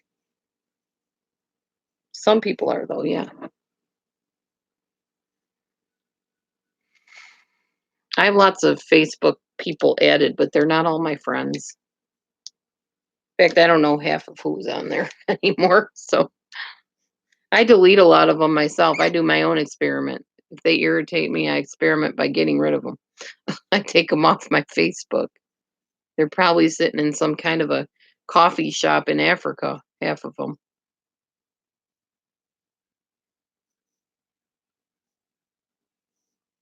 Yes. No, I got you, New York City. But I don't know about Sandy Hook. I don't know what I think of it. I think Sandy Hook would more likely be an experiment than the Watts thing would be, personally. If anything's an experiment, I don't think the Watts thing would be. But I've been wrong before, so who knows? Probably not, though.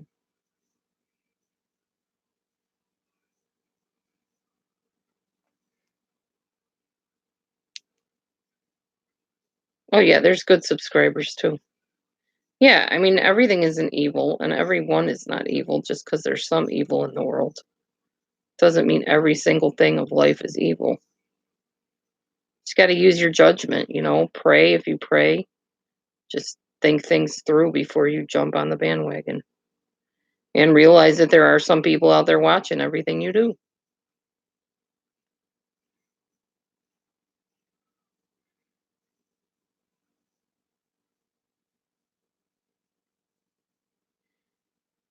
It's going to be okay, Carly.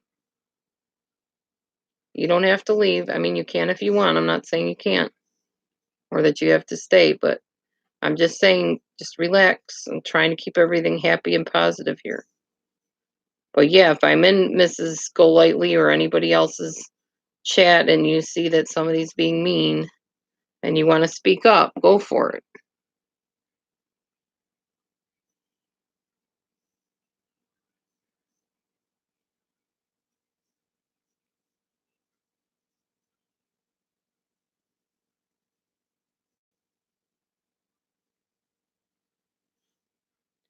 I don't know in New York City. I'm not saying it's logical. I'm just saying there are crisis actors in certain situations. I don't know if Sandy Hook was one of them or not.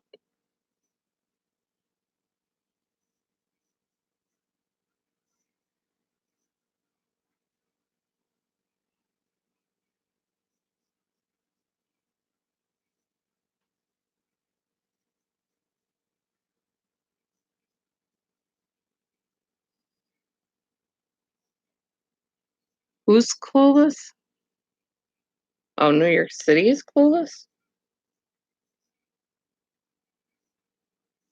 Well, remember, it's okay to disagree with people. You don't have to get upset over it.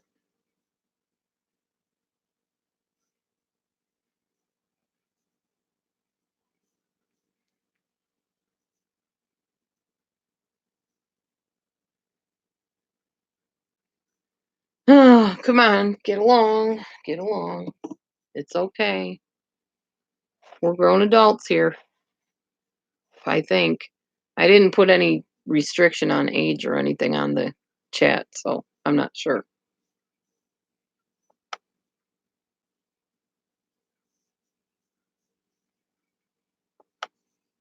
Anyway, the other thing we need to realize and remember is that even us as YouTube viewers, some of us have disorders and problems where we react certain ways or say certain things. So you don't know who you're dealing with on the internet.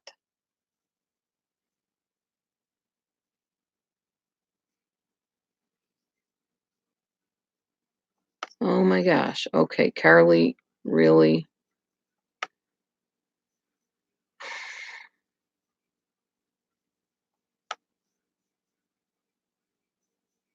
Okay, Carly, you need to really relax. It's okay. Delaney, be nice.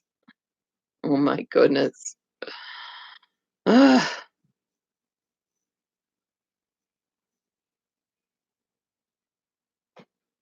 It's fine for you to email me or whatever, Carly, if you want to talk to me and tell me all about everything everybody's saying about me. Feel free.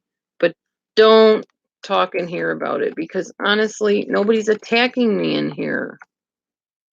So all is good, okay? All is good. All is well. You don't need to get worried about it. I do appreciate your help, though. Appreciate you defending me. I appreciate that you like me. Thank you. Thank you. Thank you. Thank you, Carly. But I don't want you to get all upset over something that there's nothing to get upset over. Hi, Astral. Hi, Storms. Okay. Anyways, does anybody else want to chat about anything? It's been interesting for sure. Eventually, I will dig through my notebooks and find some topics to talk about. I just don't have those topics at hand at the moment. Yep, all is good here.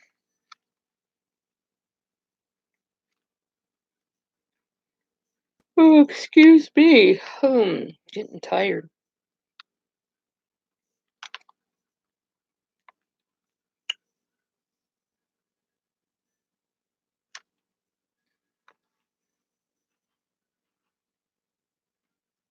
I'm okay.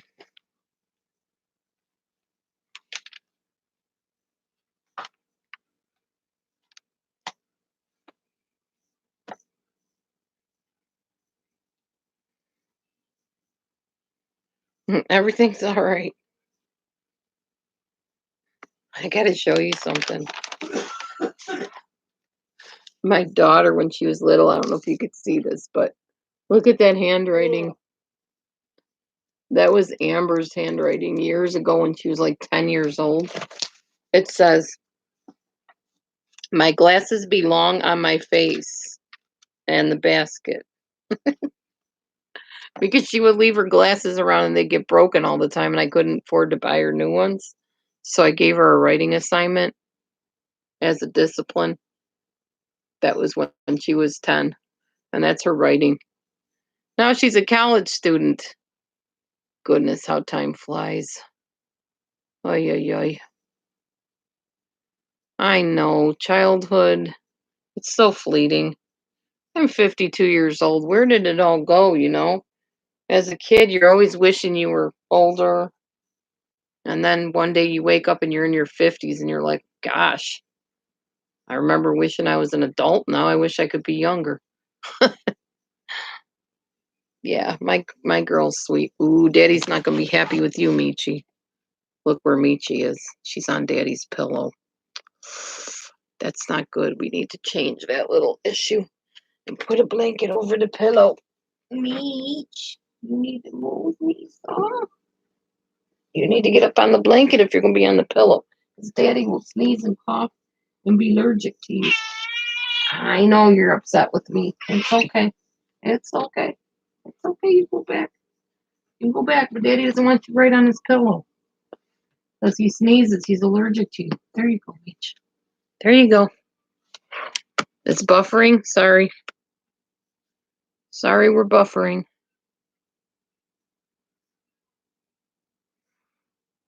Oh my gosh.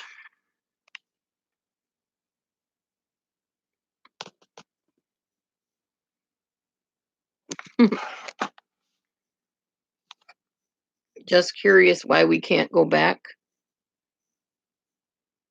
What do you mean we can't go back? Back to childhood?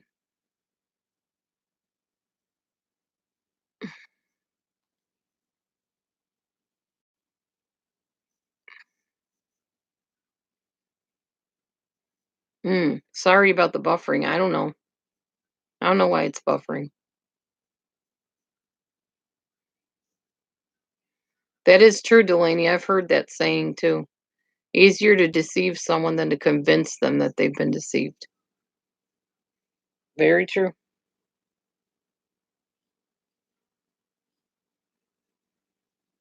How's the weather? Oh, kind of cold. It's not super cold out, but like I told you, all those snow things that fell, they're now water all over my lawn. So flooding. Not bad flooding though. At least it's dry enough that we can walk around the puddles. But sometimes it's the whole yard is just flooded. Yeah, it snowed here too, but then it rained, then it snowed, and then it all started melting.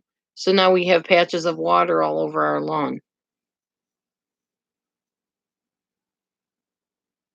Okay, good night, Linda. Thanks for your help. So my moderator's leaving, huh? Okay.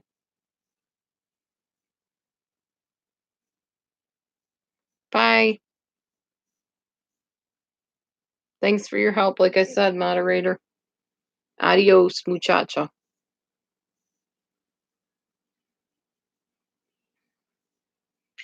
I will have to go back and watch Mrs. Golightly's video after I left, what she had to say.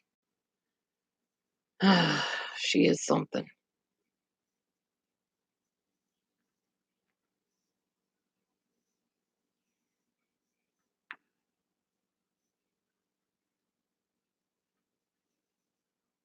Oh, thank you. My blue. Yeah, it's pretty. I don't even know where I got it from. It's this one right here. It's called Broadway Nails. High Shine Nail Polish. I don't know. Mrs. Golightly had a video on last night. Ask Golightly. Um. Oh, excuse me. I don't remember what it was called, but I'm gonna go back and watch it. Apparently, she said something about me. I don't know. Oh, you're gonna stay? Okay. All right. Oh, that's cool. You're a manicurist. I like that. I like those nail videos where they like do the swirly things on them. I've tried and tried, but I think there's some certain kind of nail polish you have to use. Thank you. I love my top too. This is a church special from the church tables. No, this one isn't. This actually is a Walgreens special. The 99-cent Walgreens shirt. Hi, honey. And here comes my man again. No. Love you too. I don't love you. Yes, you do. I love popcorn. Are you going to make me some popcorn? You're gonna make me some popcorn. You can make us a smoothie. Astral says hi, hubby. Martha says hi, hubby. Who? Astral Virgin. And Martha Link says hi, hubby. Hello. Storms 822 says hi, Matt. What's up? He said, what's up? For one, dude, I don't do smoothies. I eat. I know. 2, I will make popcorn and you will eat it all. I won't eat it all. Just give me half. Where'd that water come from? And is it cold? Probably from I want to drink a cold water. from mommy water I want to drink a cold water. and daddy water. Astral says he's a cutie. You're a cutie, honey. When they got together, they made the little baby water. She says you're a cutie, honey. I know. They look like they were made for each other. Thank you. Me and the popcorn were? No, you and the wife were. Me and the popcorn were made for each other.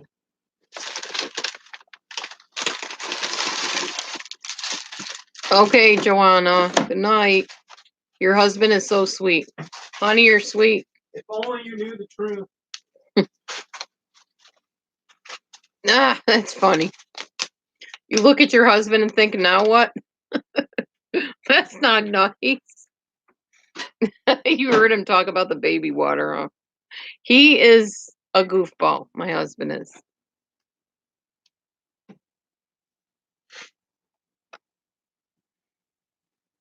She said you were nice to her. Someone typed that you were jealous of her. That's it. Oh, okay.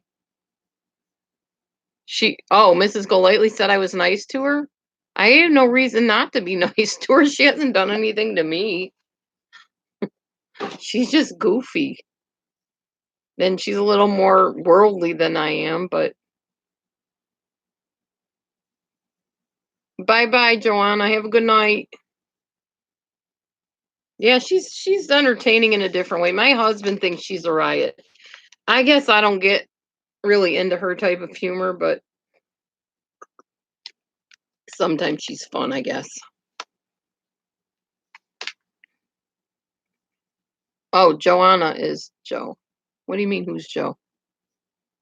Popcorn sounds. We have popcorn almost every night. We love popcorn. Oh, I love her accent. Yes, because I'm from New York and my grandma was from New Jersey and she had the same kind of accent. Plus, she reminds me of the nanny, that show, The Nanny. She sounds a lot like her, but she also reminds me of Joan Rivers. And I didn't used to like Joan Rivers. So I like Golightly a lot more than I like Joan Rivers. Although Golightly likes Joan Rivers. So when I told her that, she said, oh, that's a great compliment. I love that woman. Sadly, Joan Rivers is not with us anymore due to a botched colonoscopy or endoscopy because the idiots weren't doing what they should have been doing and they lost her on the table. Yeah. And I'm not going to take back that I called them idiots because anybody that is not paying attention when they're operating on somebody or doing a medical test is an idiot. That's the nicest thing I can say. Yeah, an endoscopy. You don't. Really? Wow, Delaney.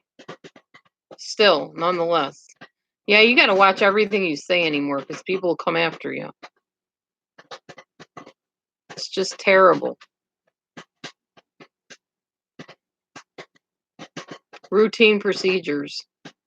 And then I remember hearing about her daughter, how she rushed, there to see her mom and she was gone before she even got there. I cried when I heard that.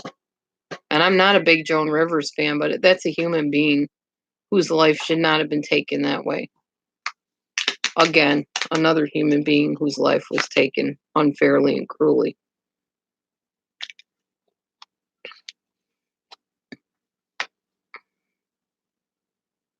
Hey, John. There's my in-person friend. Well, you didn't miss a whole lot, John. There's not really a whole lot going on. We're just chit-chatting. And I wonder how many people actually came over from Facebook since I advertised this time on Facebook before I opened up. No, Joan Rivers was not killed because she was a tranny. Joan Rivers, I guess they said she was killed because she said Michelle Obama was a tranny. That's what the alleged thought was, I guess. I don't know.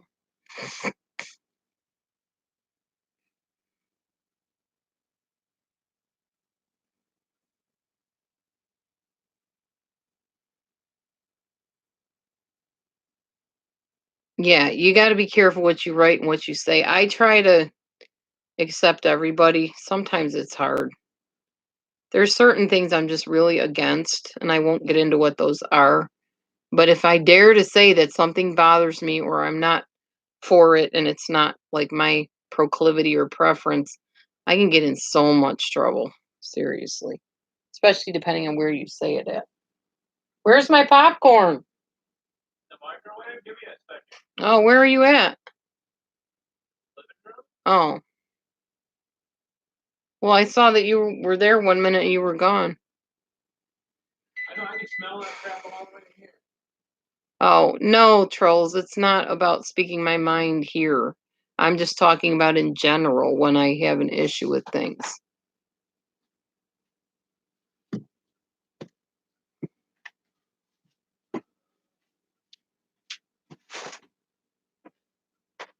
There's a lot of controversial things that you got to be careful if you disagree with the mainstream of people's attitude of accept all lifestyles, embrace everybody's choices, be okay with everything that happens. And that's just not me. Because of my spiritual beliefs, there's certain things that I don't agree with. But I try to be, I try to be decent about it. It's not people that I don't like. I just don't like some of the things they do.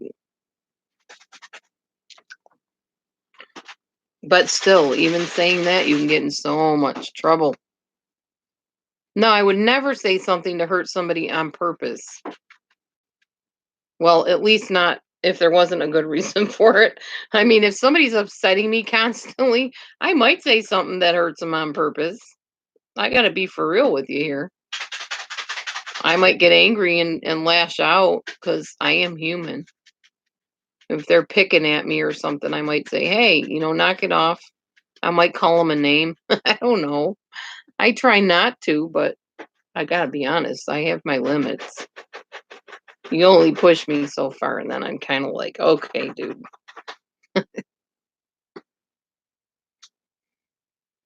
Yeah, like I said, I just don't know what Mrs. Golightly and I will talk about. I would like to just open up like a side by side forum and let her take it over, and then I'll just chime in when I want to.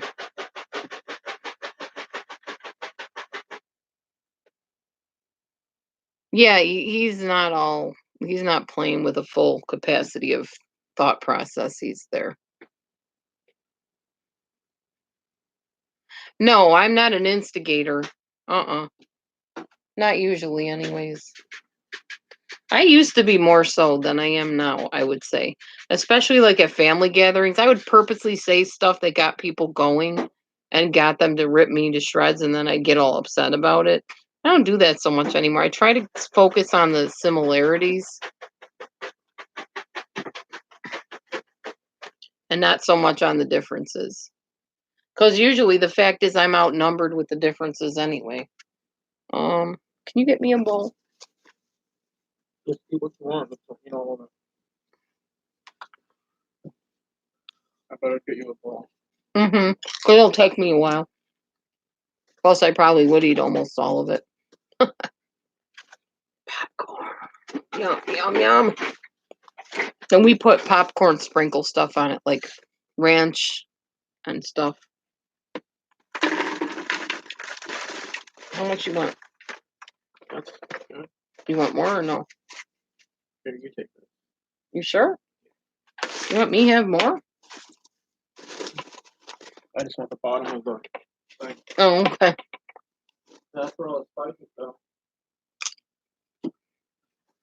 Oh, yeah, true. We like the little sprinkle stuff. Like there's a ranch one. White cheese, is that the other one we have? White cheese and cheddar cheese. Nacho cheese, white cheddar, and ranch powder stuff. Oh, it's so good. What, honey? We use it on more than popcorn. Yeah, we use it on everything. Caramel corn is good too, but it gets too sweet. But I'll tell you what is good, and I actually talked about this on another video. Take apples, chop them up, just whatever you got left over, whatever fruit you got left over. But I used apples and blueberries. I had like a few blueberries left from my frozen blueberries I got from the food pantry. And you chop up the apples and the blueberries, put them in a pan, and then get the caramel bugles. Take a handful of them, stick them in the pan, put some water in with it, bake it in the oven till the apples are soft. Oh my gosh. Heavenly dessert. But it's not too bad for you either. And the caramel from the caramel bugles will leak all over the apples and the blueberries and make them soft and candy-like. Ugh, yummy. It is absolutely awesome. Try it. Mrs. Analyzer, try that recipe sometime. Let me know what you think. If you're in here. Oh, Skinny Cow salted ice cream bars. Those are awesome too. Yep. There's some real mukbang.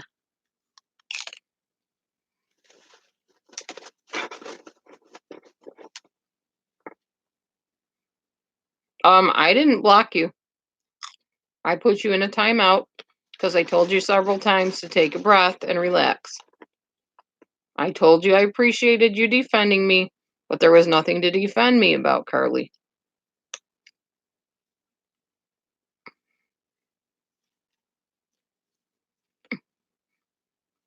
Oh yeah, trolls. That's good too.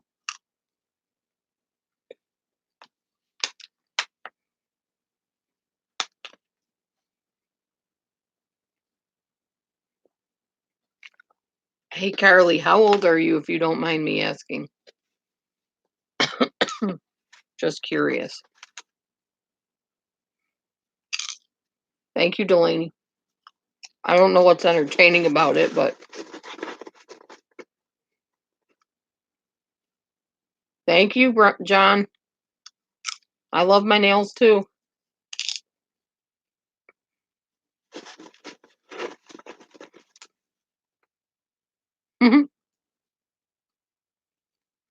I like the little lips on here. That's cute.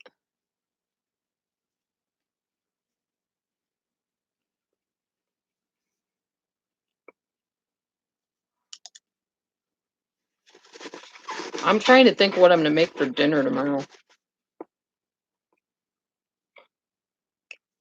We're super low on food right now. I mean, we have like macaroni, a few cans of stuff. We don't have any meat at all. We just ate the fish, so we don't have that. We don't have eggs anymore because I made it into egg salad.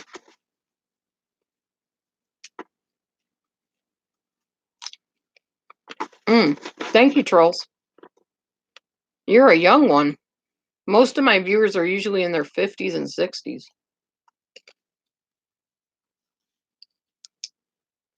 Oh, I like your little hearts with the dots. They look like little balloons, Carly. Thank you. Oh, baked ziti. Yummy. Oh, hey, Ryan. I'm 52 years old. I was looking at myself today in the mirror. I'm not trying to sound vain or anything. I was at work. I looked at myself and I'm like, you do not look like you're 52 years old. Not at all. I really don't feel like I'm 52 either.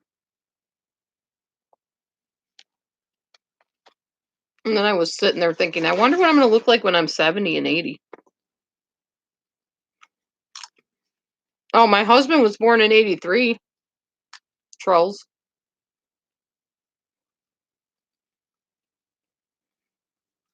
No, I don't feel like I look like I'm 52. Well, my mom is like in her 70s and doesn't look like she is. Same with all my aunties. None of them look their age. Well, you can let me know, Carly. Just let me know privately. You can write me at my email address.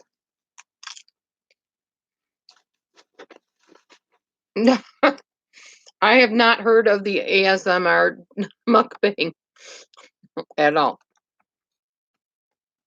Here, Carly, I'll put my email on here.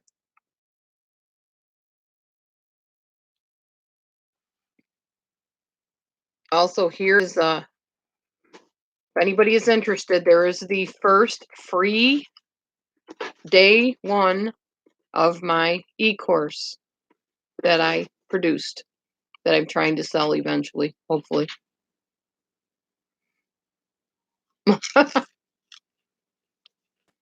You too, Carly.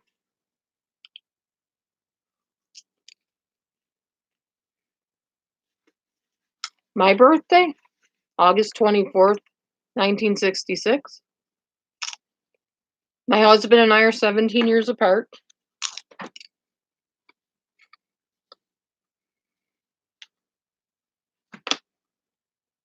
Mm.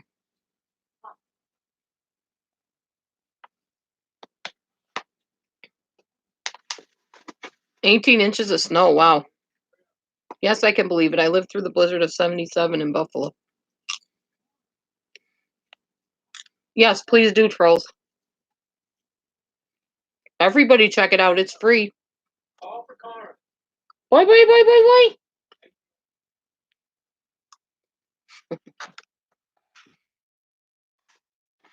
Hey, guy.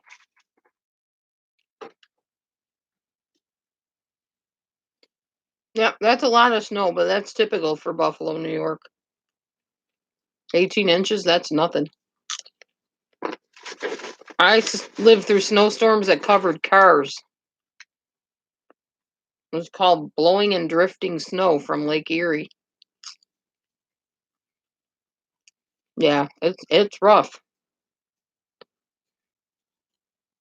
It's a rough place to live. Let me tell you. Not even just but dangerous, because if you're in a car and your car's covered with snow and people don't know where you are, you're stuck. There were people that died under snow drifts. It was very scary. Oh, it's not up anymore? Okay. That's fine, Carly. It's not a big deal. I can always write her an email and ask her about it if I need to.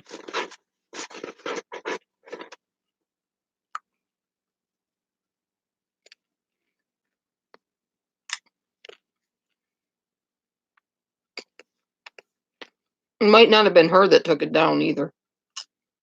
Could have been YouTube. They've been taking down a lot of stuff.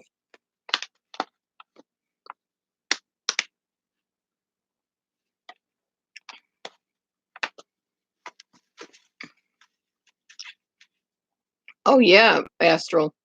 People that died. Yep, I'm a cougar.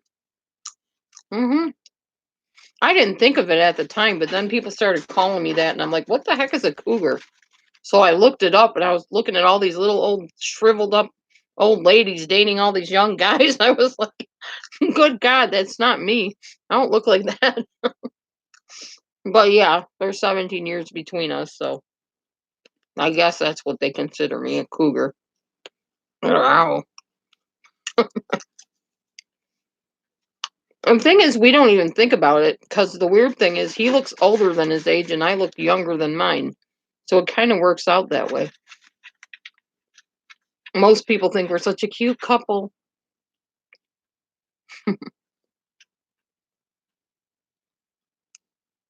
Oh, Syracuse?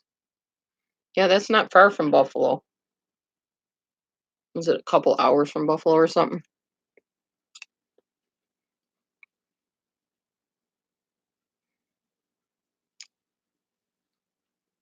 Thank you, Martha. I'm glad of that.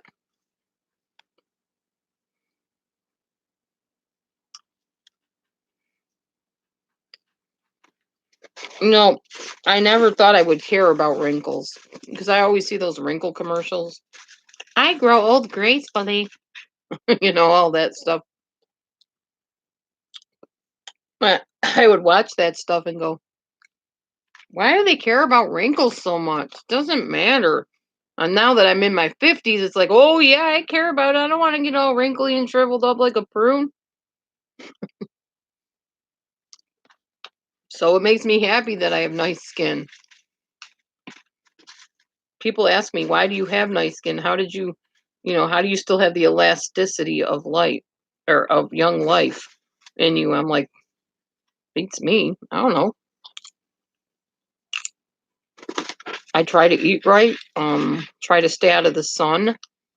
I didn't move to San Diego like my cousins did. They all look all shriveled up and older than they are because they're always in the sun.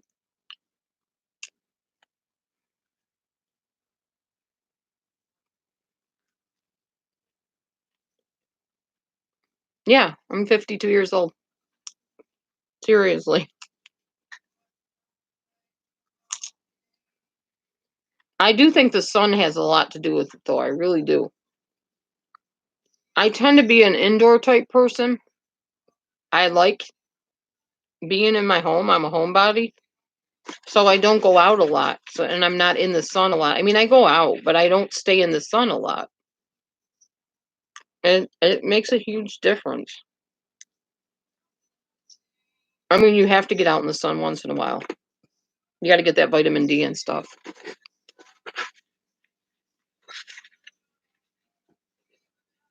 Okay, goodbye, Carly. I'm done talking about it. I heard you the first several times.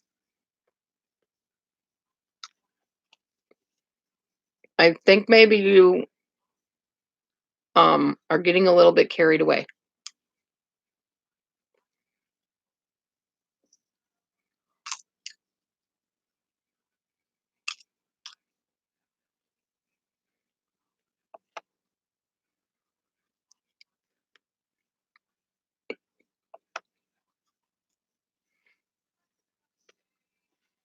Okay, anyways,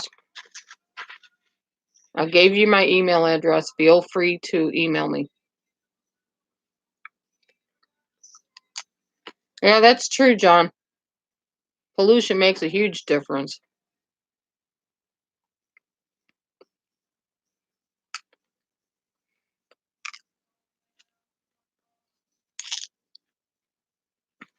I don't know. I live in the Midwest now, so.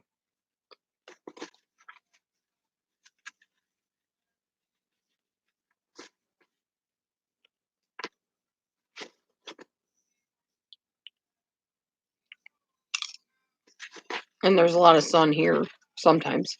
Right now, there isn't. I was naive enough to think, oh, I'll move Midwest where they have all warm weather all the time. Didn't realize that the weather temperatures change here too. They have winter here just like we did in New York. It was supposed to be a milder winter here, but so far I haven't seen very much mild anything here. Except people are a lot calmer and not so high stressed like New York is.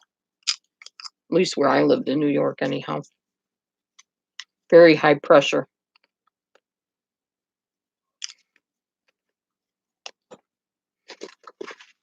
I should drink more water than I do. I'm drinking water right now. No, I wouldn't say water did it for me because I always drank like milk and Kool-Aid, juice. Grew up drinking a lot of juice and a lot of Kool-Aid. I did not hear about the tornadoes in Illinois. Where is that at?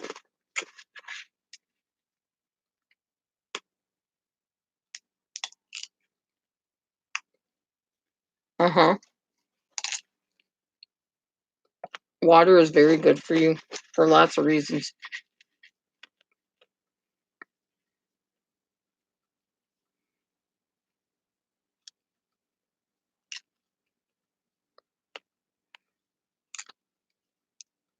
Mm-mm.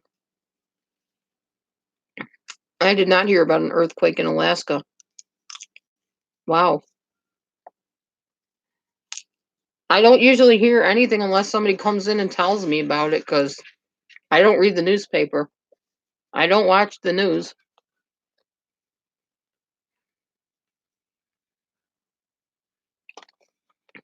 Wow, that's sad. God be with those people. That's awful.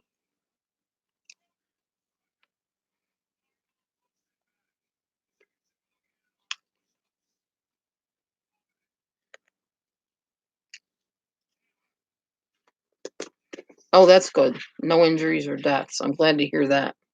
That would be awful.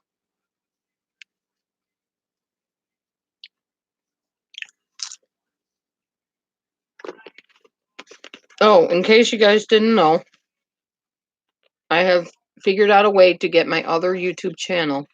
I've said this yesterday, I think. I figured out a way to get the other YouTube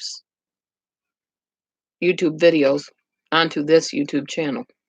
So pretty soon you're going to see videos pop up of my grandchildren, well, granddaughter, my children, and other things.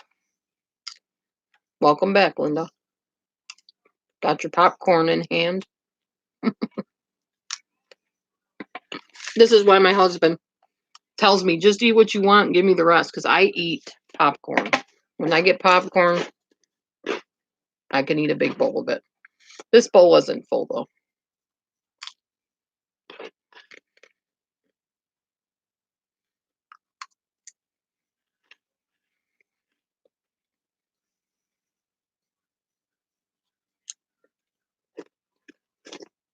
See, Michi thinks that that's her spot.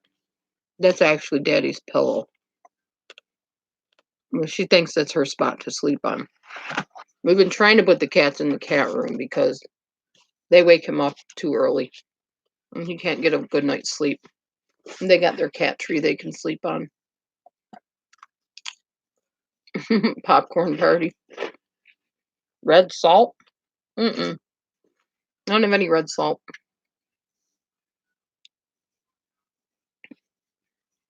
Or did you put red salt on yours? Oh, red seasoned salt. I know what you're talking about, I think. Although I haven't seen red. I've seen pink, but not red.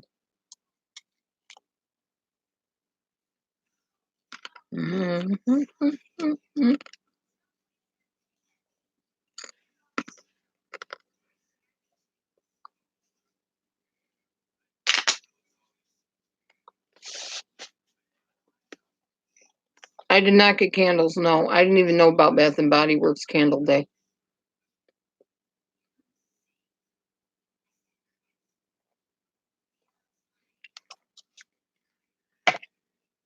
Okay. I'm done with my popcorn. I'm just drinking the rest of my water. I was going to go and eat a grapefruit, but I may have been doing better eating the popcorn than the grapefruit. I'm not sure which has more calories or carbs, but I just knew I had the munchies. And then the husband came up with the popcorn idea, so I went with it.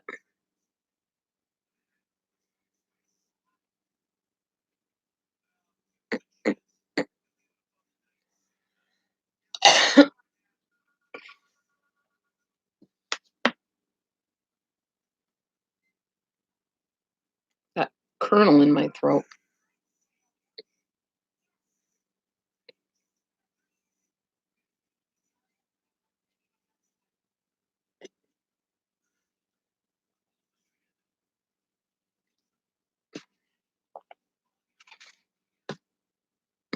I'm kind of bummed about the Mrs. Golightly's video being down. I thought it was still up there. It was this morning.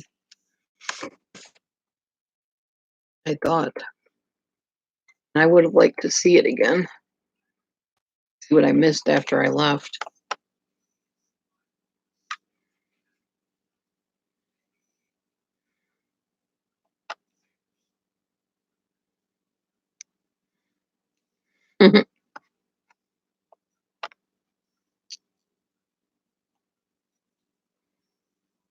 Yeah, it's a good thing I don't have a lot of money, I probably would order a pizza right now. Just 'cause pizza sounds good.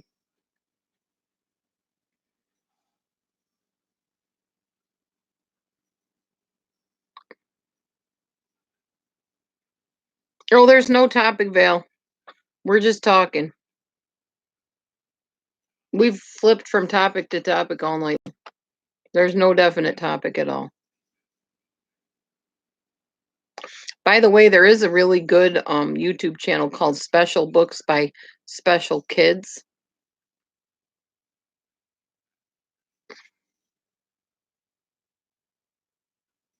So check that one out. It's kids with all sorts of challenges and disorders and stuff.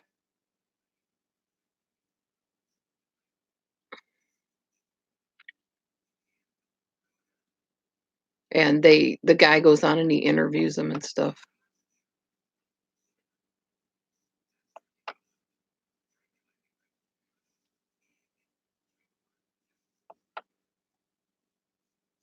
Now we're talking about candles, apparently.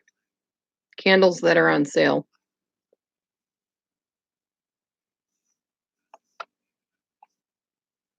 And I'm trying to find out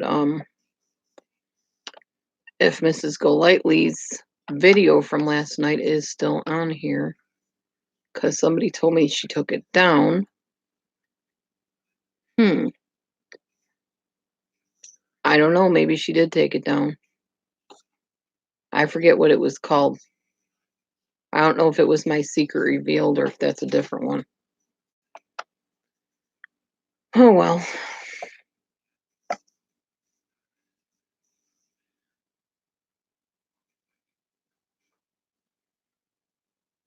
Well, y'all, I will keep this up for another, I don't know, 10 minutes or so till it's at 2 hours and 30 seconds, minutes.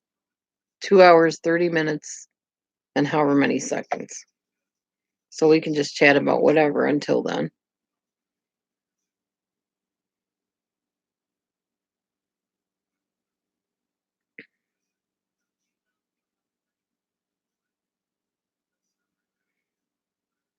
Somebody asked me if I was putting up a Christmas tree, and I don't really do the whole Christmas tree thing.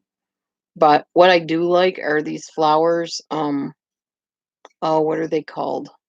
They have like 4 little blossoms. One here, one there, one there, one there, and they're like on these tall stalks. I can never remember what they're called. Amaryllis. And my daughter, when she was little, my first husband, now my ex-husband, his sister sent my daughter a kit in the mail, the Amaryllis kit. And she actually named the flower Amarilla. And she would feed Amarilla water or whatever the heck you did with it. I think you watered it or something. And we got so excited about those flowers when they opened up. And I also did a butterfly kit with my children because I was a homeschooling mom. So we would grow the caterpillars into the butterflies and let them go. And that was a lot of fun. We did lots of little kit things for homeschooling.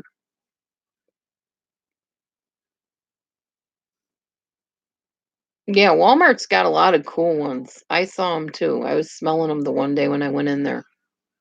What I got was the melt away things. I like those. I got to be careful because I'm allergic to a lot of them. I was so happy today when I went to work and they had one of the Scentsy candles going, but I wasn't allergic to it. I was so happy. I'm walking down the hall going, oh, that smells so good and it's not bothering me. Yay.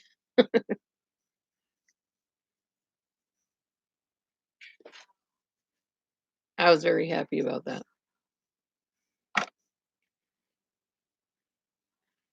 Oh, Yankee candles are awesome. They really are. I love those Yankee candles. Expensive, but good candles.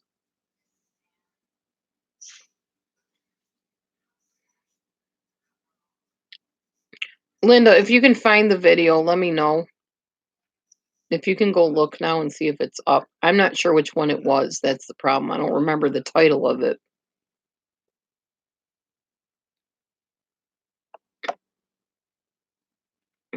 There's one called My Secret Revealed, and it says it was on 15 hours ago.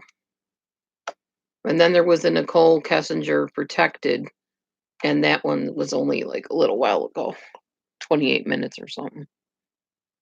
Oh, yes, I remember candle parties. Definitely.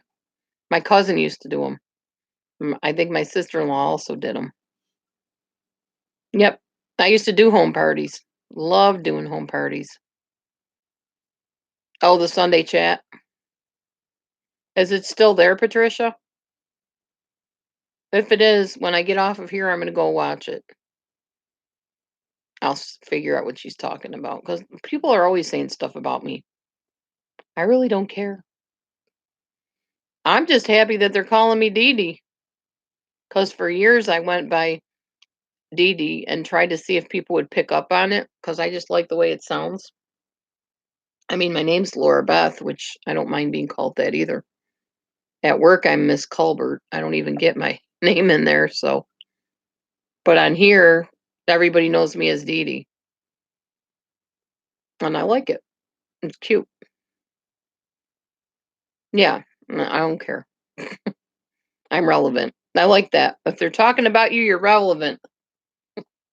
Isn't that a good saying, honey? What? If they're talking about you, you're relevant. Yep. That's really clever.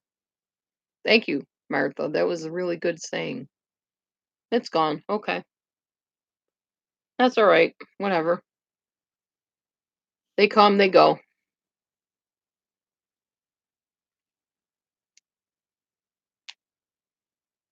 Aw, thanks, Valerie. Well, I really didn't know what to talk about tonight anyways, so. Yeah, I know you call me LB, John. It's because we're pretty familiar.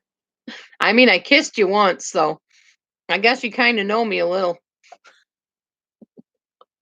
You were just a youngster back then, though. You know me, cougar woman. I go for the young ones. What? No. What are you knowing about, Astral?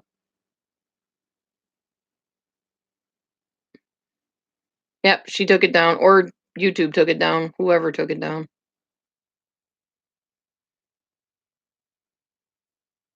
Oh, yeah, I did. Yeah, we were going to start dating, but he was too young for me. And then I went and married someone around the same age as him years later. Go figure. Well, yeah, you were what, 19 or something, John, when I met you? You were pretty young. And I was like in my 30s. And I was like, yeah, no, not happening. And he said, well, wait, let me kiss you. And I'm like, I guess a kiss won't hurt. So he kissed me through the window, and that was all I ever saw of him. Yeah, I know she has a new video. Well, it wasn't just a number when I was in my 30s and he was only 19. It was not just a number to me then. It felt like I was way older. He's a sweet guy, though. You were about 23 or 24. I thought you said you were 19. I might be thinking of somebody else. You were young, though, yes.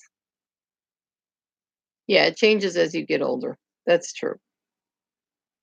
You did look a lot younger. That's true. You were still young, at any rate. Well, let's see. Think about it. It was okay. So it was after I divorced my first husband. That was in 2010, I believe. And then I met my second husband in 2011. We got divorced in 2013. It was what year was it, John? I don't even remember. Do you remember what year it was?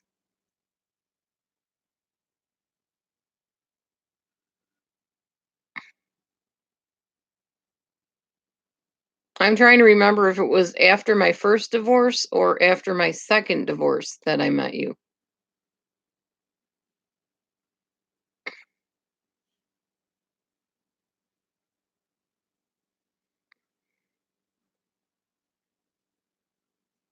2010. Okay, so that was after I divorced my first husband. All right. So, let's see. That would have made my daughter like 10 years old, and she's 18 now. So that's 8 years ago. And I'm 52 now. So, two. So I was 40. So how old were you 8 years ago, John? Yeah, I was in my 40s, not 30s.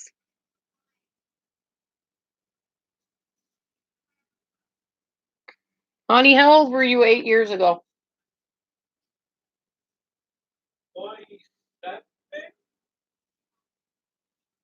You're 33 now. I know you're 33 now. John.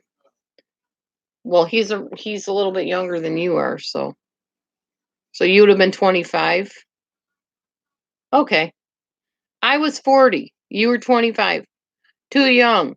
Like I said. That's only 2 years different from us. Like I said back then. You were too young. And then years later, I meet Matthew. He's okay. We've been together for 4 years. You're 35 now. Yes, So 4 years ago, you were 4, 3, 2, 1. He was 31 when I met him, and 4 years ago, I was 48. So 48 and 31 felt better to me than 40 and 25. He's only 2 years younger than my husband. And he's actually helped us, like I said, move furniture into the house and stuff.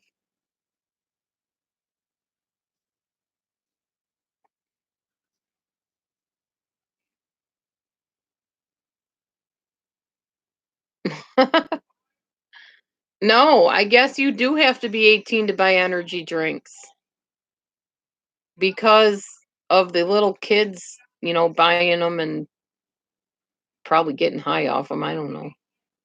How did I meet my hubby? Through a phone service called Live Links. By the way, if anybody says anything negative about my husband or anybody else, it's all true.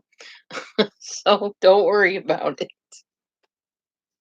And if you have questions, just email me and ask. Because I'm sure somebody's going to say some kind of BS about something. And I've never been secretive with you about anything. So there's no secrets about anything. We've all had our struggles, It's all good now, though. We're good now. Hang on. I got to go dump this popcorn thing out before I wear it into bed.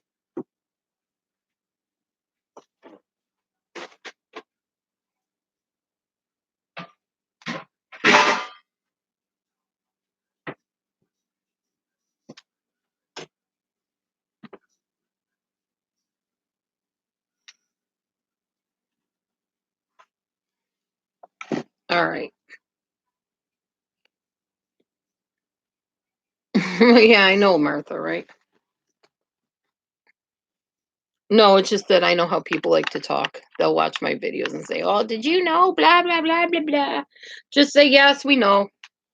We've heard." Don't even, don't be like, "Oh, wow, really?" I just told you it's all true. So now you don't have to question it.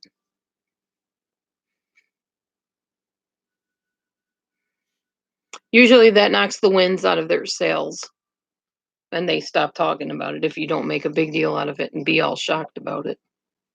Say, "We know Dee Dee. She told us everything. We know. You're not telling us anything we don't know." Yep, thumbs up. I don't either, but this is YouTube after all.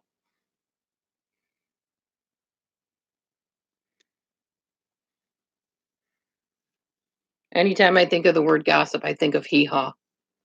Well, we're not one to go around spreading rumors. We're really not the gossiping kind. You never hear one of us repeating gossip, so you better be sure and listen close the first time. I used to love that. Hee haw, hee haw, haw, haw. That was a great show. It was a funny show. But if we watched it now, we probably would think, what on earth? Hi, Winona. Wow, I've never seen that name on here. Love can build a bridge between your heart and mine. That's Winona. Love can build a bridge. Don't you think it's time? Don't you think it's time? Yeah, you know what? Honestly, Martha, that's what I think too. It's sad that such a tragedy had to happen. And yet, everybody that I met, all these new people, all this stuff is just really cool that people came into my life. But I'm just sad that lives were lost in general. However, when I feel like that and I feel bad about it, then I realize that I've been here since 2008 making videos. So this is not anything new. It's not like the only thing that brought me here was Chris Watts. He didn't bring me here at all. I was already here. I was here before I knew there was a Chris Watts.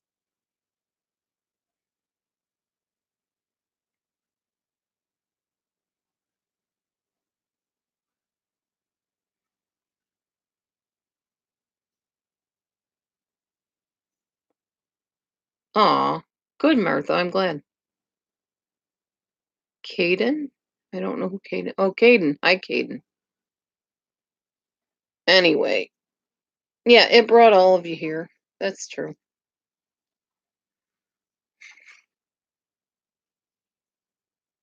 I do encourage you to go watch some of my older videos, though, too, which is what really brought me here. Was my videos from the beginning, especially the silent treatment one. That's everybody's favorite. Oh, thanks, Winona. Since the hammock vids? What hammock vids? Are you talking about when I used to sit out on my deck on the beanbag chair with the polka dot thing? Yeah, that wasn't a hammock. I don't think I had a hammock. Oh, that's cool, Delaney. I'm glad I could be your chore entertainment.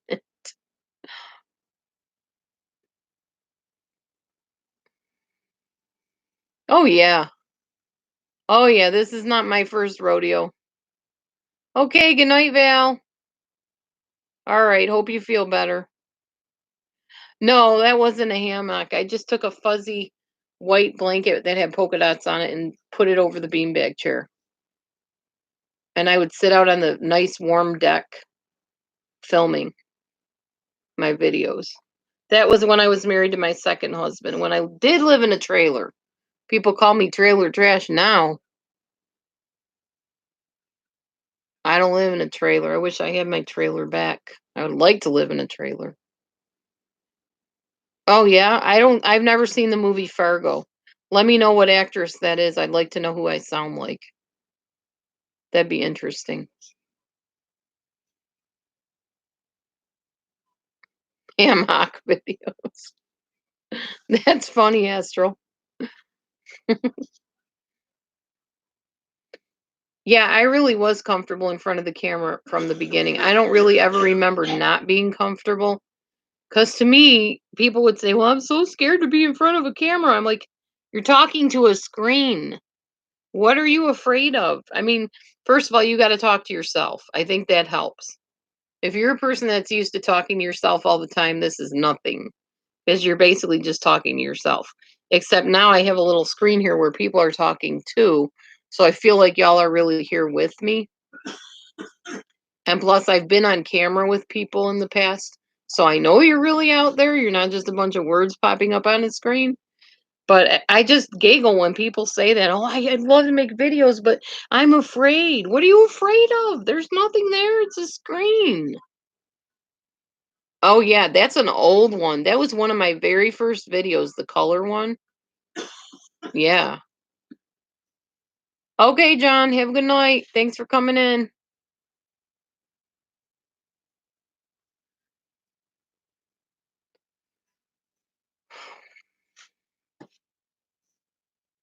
It's really there's nothing to be scared of unless you don't talk to yourself. Then I could see where it'd be scary. But really that's all you're doing. You're talking, just looking at a screen and talking. Are you afraid of yourself? Because you're looking back at you.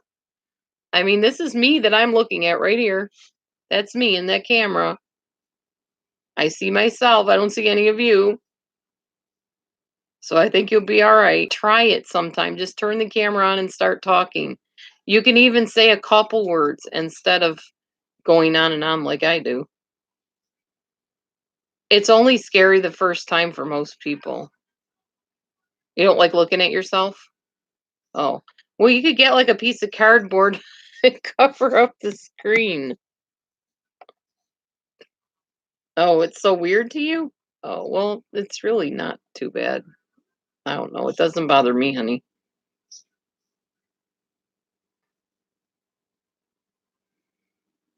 I'm very comfortable with myself too, though, so maybe that has something to do with it. I don't know.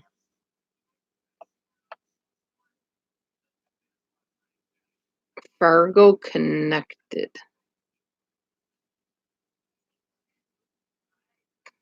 Well, find out what her name is, though, Deb. If you can tell me the name of the actress, I might know.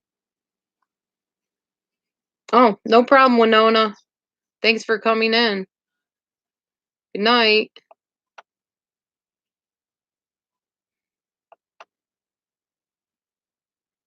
Oh, geez, I said I was going to close down at 2:30. It's now 2:42. Well, do you guys got anything else you want to talk about tonight?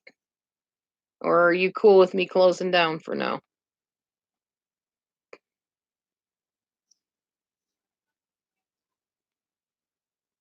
Frances McDormand. I will look her up. See if it reminds me of me. Be kind of cool to see somebody that's my doppelganger.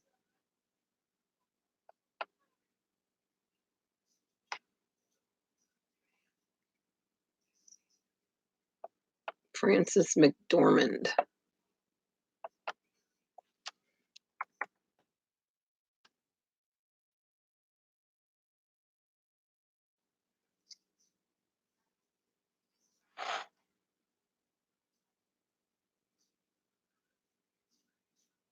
YouTube's slow tonight. At least now it is because I've got this room open. Okay, let's go pop in on Go Lightly, everybody. Bless you. I'll go look up Frances McDormand. And we'll see y'all next time. Probably tomorrow sometime. Wednesday's my date night, so might not be on Wednesday. Just letting you know, giving you the heads up. But we'll see you tomorrow. Bye. God willing, anyway. Bye bye. Night. You're welcome.